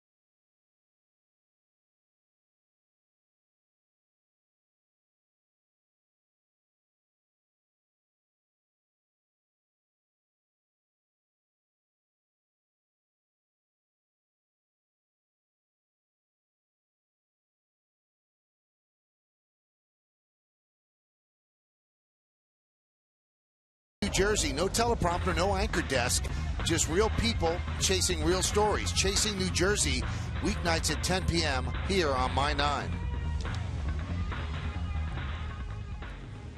Bottom of the ninth inning, Tampa Bay 10, Yankees 3, first game of a 3-game set.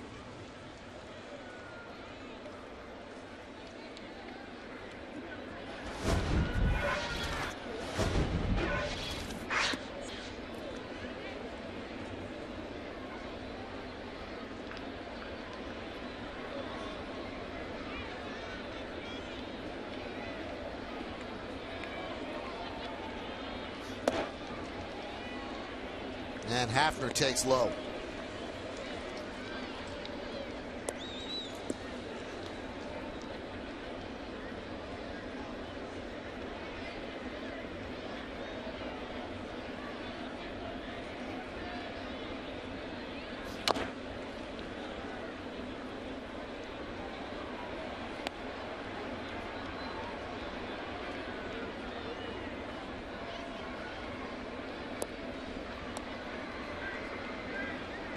Travis is 0 for 3 tonight, fouled out to Longoria, struck out, and grounded back to the mound.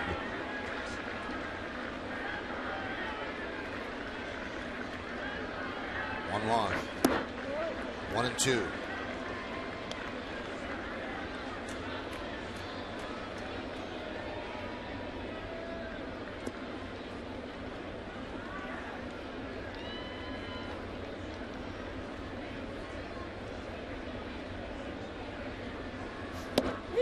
Strike 3, and his struggles continue. Well, after the final pitch, you have to stay tuned for the Verizon Fios game wrap-up. We'll have a breakdown of tonight's action, plus news and more from the locker room. The Verizon Fios game wrap-up tonight on My 9, followed by Chasing New Jersey. Well, Joe Madden is managing to the last out with a 7-run lead. He's going to go to the bullpen, takes out Ramos, and he's going to bring in a right-hander to face Brent Lillibridge.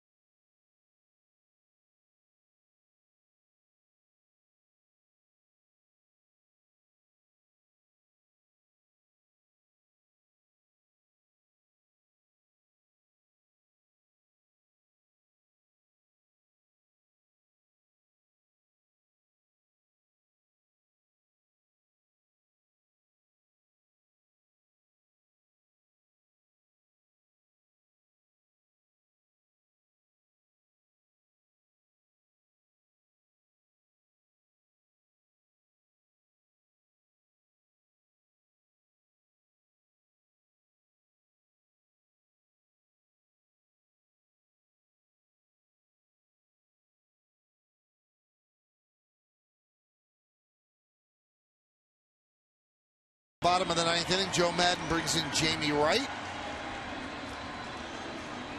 Decent numbers, 2.84 ERA. This game was kind of settled in the second inning when the Rays put up a 6 spot against CC Sabathia. They have never looked back. The closest the Yankees got was 6-1. Then the Rays made it 7-1. Then a 3-run home run by Loney made it 10-1. And then the Yankees tagged on a couple. It's 10-3.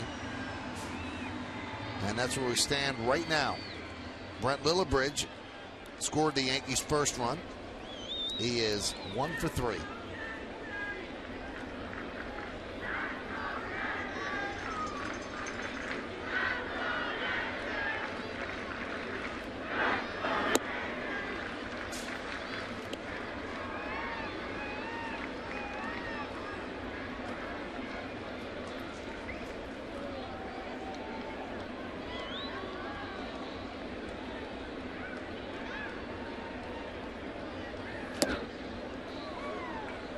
1-1.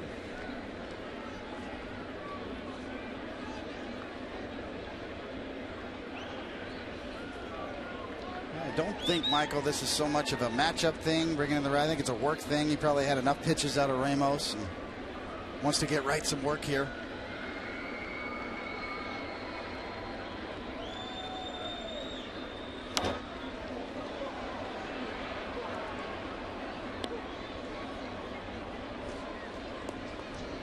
First game back for Alfonso Soriano. Did not pick up a hit, did score a run, reached on a fielder's choice, and then scored. And he's an important addition for the Yankees for the final 2+ months of the season.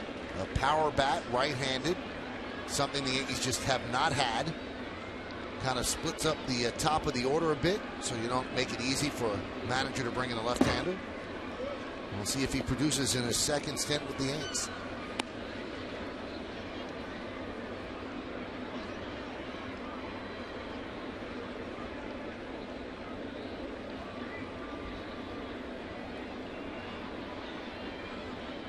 Well, you said it, Michael. I mean, he was a popular player when he was here. He was well received tonight before the first at bat. And it was a trade, as you said, that the Yankees had to make. Grounded up the middle and through for a base hit.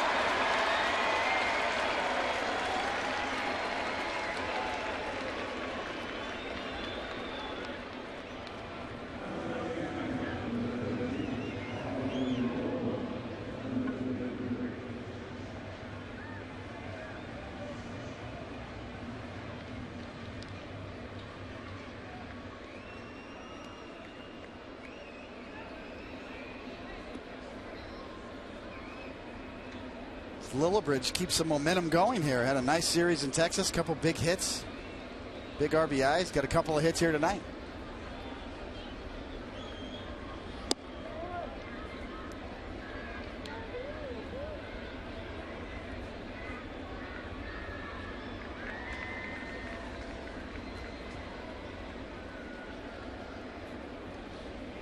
Romine with a hit here would get over 200.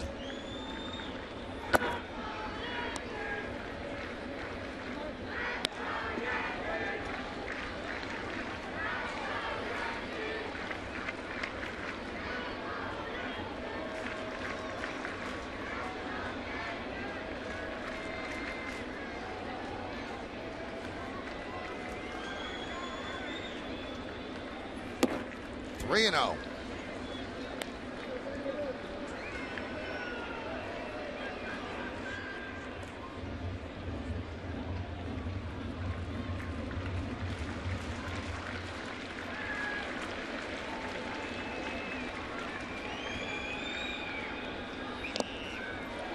And a walk to Romine. The ball gets past Lobaton as Lillibridge moves to second on the walk.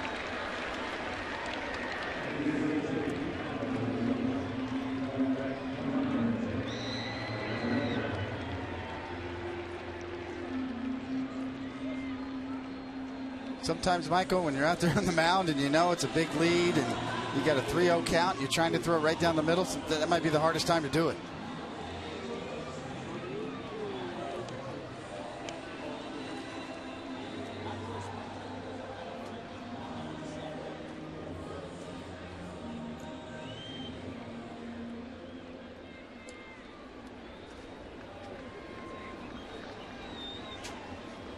Adam Warren ends up sucking up 4 innings for the Yankees tonight and 76 pitches.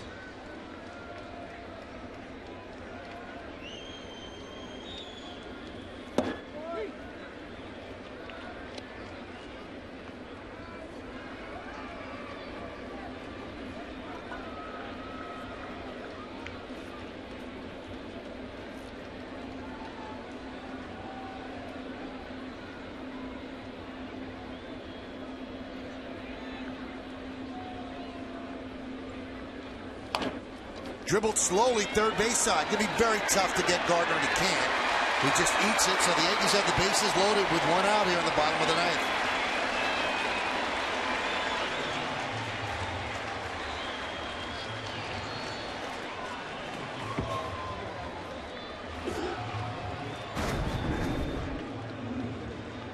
right off the end of the bat, perfectly placed. Better be lucky than good sometimes. Makes up for those line drives right at him.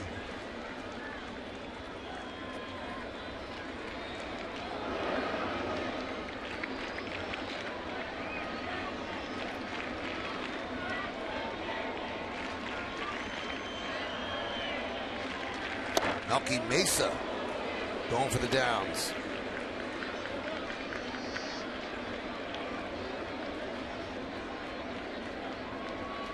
Well, that's the thing about Melky Mesa. He just does not get cheated.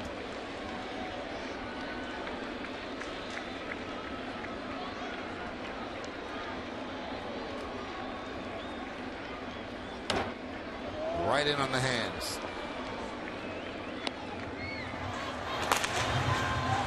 Jake McGee is up.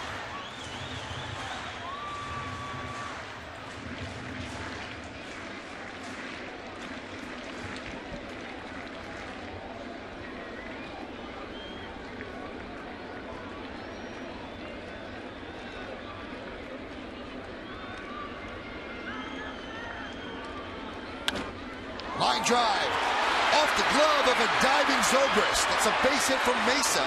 Scoring is Lillibridge, and the Rays now lead 10-4.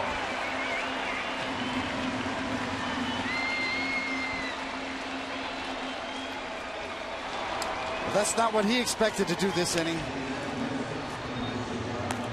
Let's see, he's going to send his pitching coach out, Jim Hickey, and Madden's on the horn right now, and Melky Mesa. Good job of going with that pitch and just off the end of the glove of Zobrist.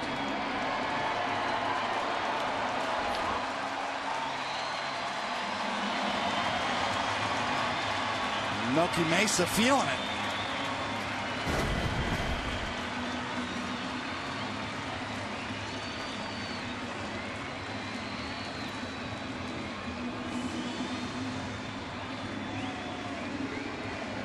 Certainly does make you think back to the 3-run homer from James Loney.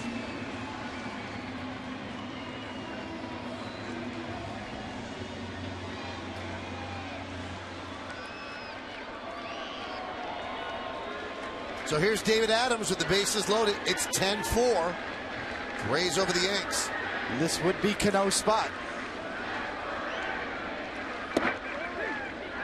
And a strike from right.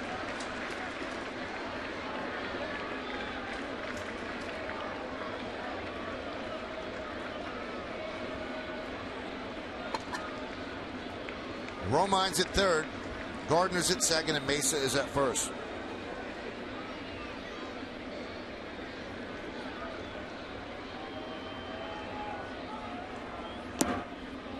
One and one.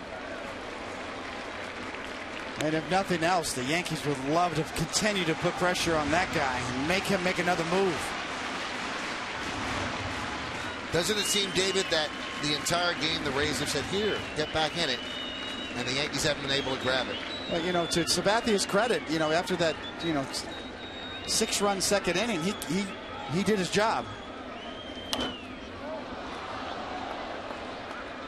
You know, there was 1 run in the 5th, but once the damage is done, all you can do is control it right up to the 3-run homer in the 7th that Loney hit. Crowd of 44,486. Many of them have left as the game got out of hand with that 3-run home run by Loney. It's also a very long game at this point. But at this point, even the Yankees still hoping to get somebody up at the plate with a chance to tie this game. So 1 or 2 more hits, you're looking for a bloop and a blast. If you're on the bench, that's what you're trying to talk yourself into.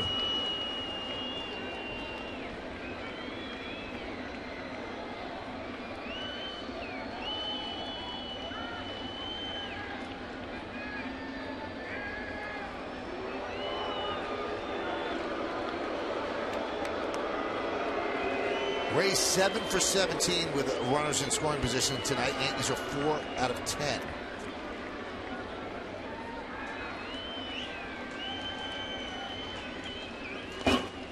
Nice block there by Lobaton. 2-2.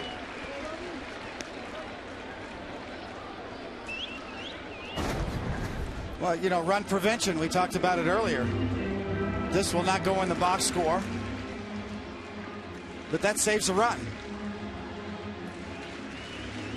You know, and that's sort of, Michael, what we were talking about with all the defensive metrics, is trying to quantify saving runs as much as driving in runs.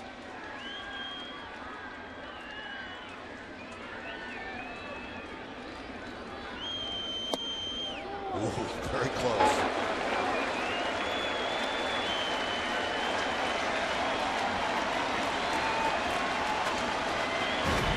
Well, to Bob Davidson's credit, he's going to call it straight up. And boy, that's close. It looks low, borderline low. Lopatin does a pretty good job there, making it look good.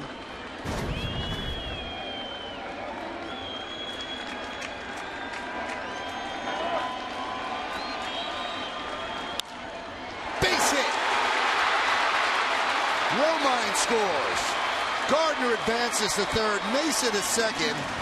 Adams with his second RBI single, and now it's 10-5.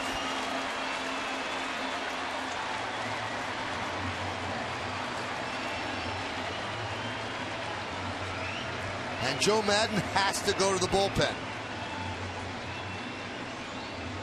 He kind of got cute by taking out Ramos to bring in Wright, and it's kind of fallen apart since then. And now he's got to sweat this one. A game that he led 10-1. He's got to sweat, or 10-3. He's got to sweat just a little bit.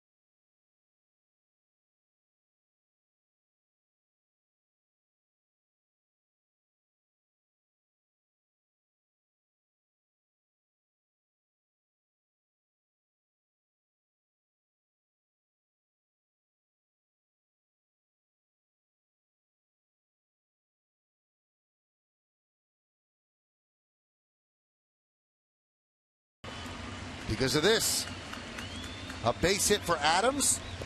That brings home the 5th run. And of course, you're not going to send Gardner. It's not worth it. You're down by 5, but now McGee will come in. And a save situation in the 9th inning, you're either ahead by 3 and you start the inning, or you come in with the tying run on deck. And that's exactly what McGee's doing. The tying run is on deck. And they bring in the hard-throwing lefty to face the right-hander Soriano. Very unorthodox situation, but one that Joe Madden didn't anticipate. But from the Yankees' perspective, all along, that's what you hoped when you got down in this game, that you would have meaningful at-bats here late. And here they are.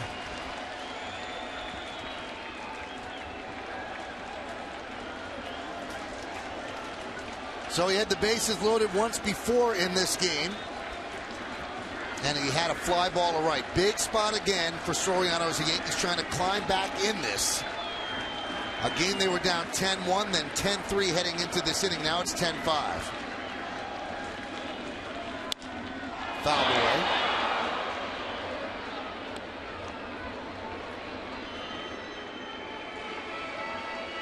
And try to figure out baseball. They take out Ichiro and Cano, and you figure, well, that's the white flag. And the guys that took over for them, Mesa and Adams, are both 2 for 2.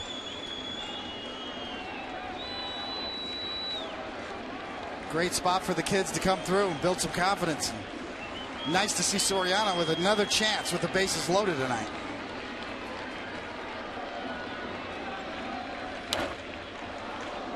.97-mile-an-hour fastball. Soriano's 37 years old, and as David said, he swings one of the heaviest bats in the big leagues and really hasn't lost much bat speed. In the month of July, he has 8 home runs and 16 runs batted in. He's 11 hits shy of 2,000, 11 home runs shy of 400. He's had a very nice career. The 0-2. Lays off that pitch.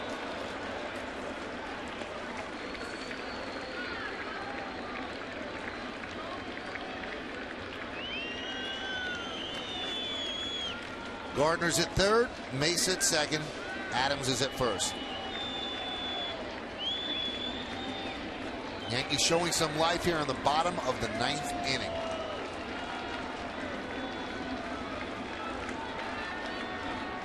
The 1-2. Fouled away, a little late on the fastball.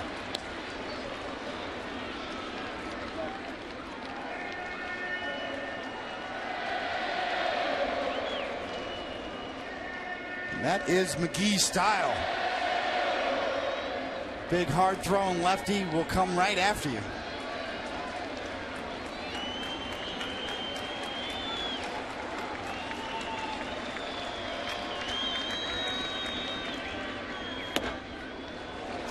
Two and two. If Soriano could get on, that brings up Chris Stewart as the tying run.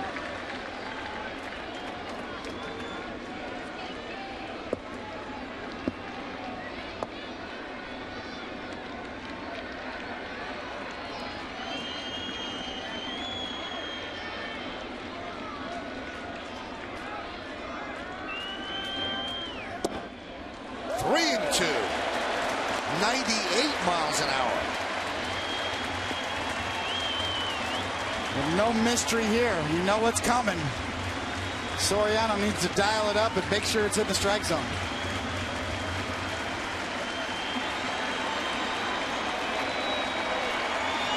McGee needs to get it in the strike zone. And this will be the 7th pitch of this at bat. Grounded to short. Let's see if they can turn two. There's one on to first. Nutting time. Gardner scores. It's a ribby for Soriano, a fielder's choice. And now the Yankees trail 10-6.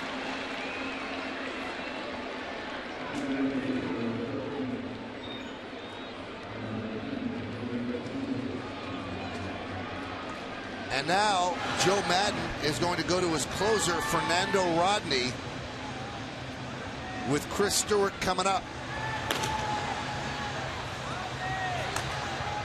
He never thought when he was up 10-1 that he was going to have to use his closer, and that's exactly what he's doing, and that might impact how he pitches the rest of the weekend. Rodney coming on.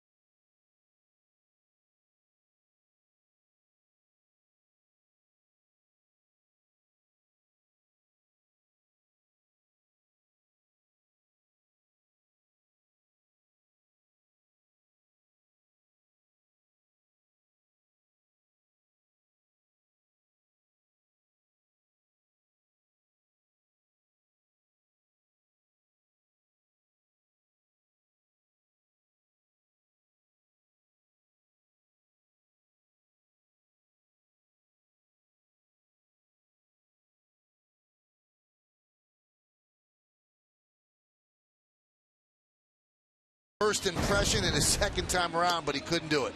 Well, McGee got this one down, and it's borderline strike, too close to take. After all those high fastballs, he spots one at the knees, down and away, and almost gets the turn. But Soriano runs well, and his foot's on the bag clearly before Loney can make that play. So Soriano in his first game back with the Yankees is 0 for 5. A run scored in a ribby, and the man with the crooked hat, Fernando Rodney, will try to nail down his 25th save. Not as automatic as he was in the previous couple of years, but 58 strikeouts and 42 and a third. And in the second half of the season, he's been throwing the ball a lot better and a lot harder.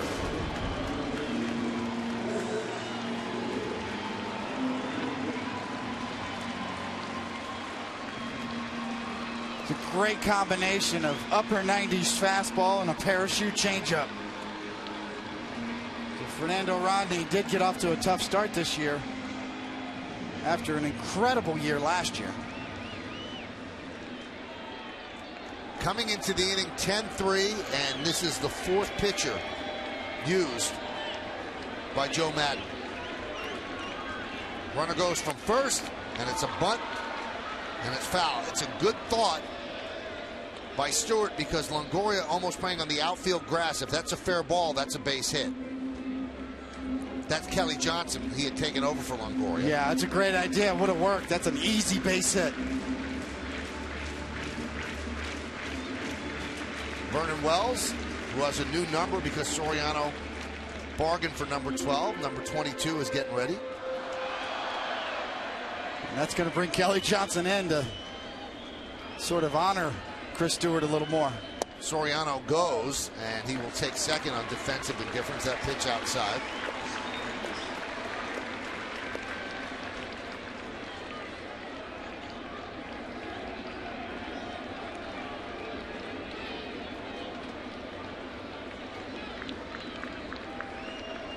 Rodney deals the 1-1. Outside, 2-1. Eduardo Nunez is on deck.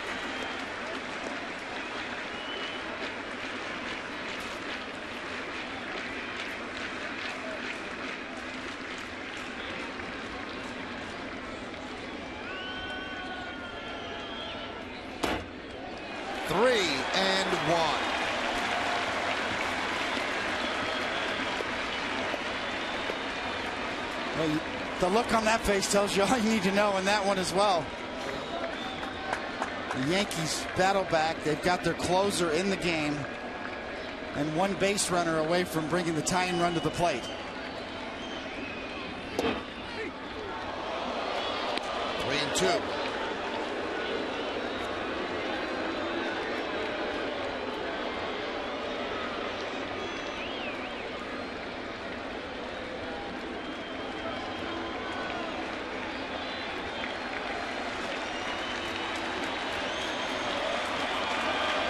Here's the payoff. Grounded to third. Kelly Johnson across the diamond, and that will do it. As the Yankees make a spirited comeback attempt, but they are shot down by the Rays as they lose the first game of this three-game set by a score of 10-6. Now the Yankees fall short. Joe Madden's team continues to win, and with that victory, coupled with the Red Sox loss, the Rays are now in first place in the American League East. We'll come back. We have some awards to give out. Stick around.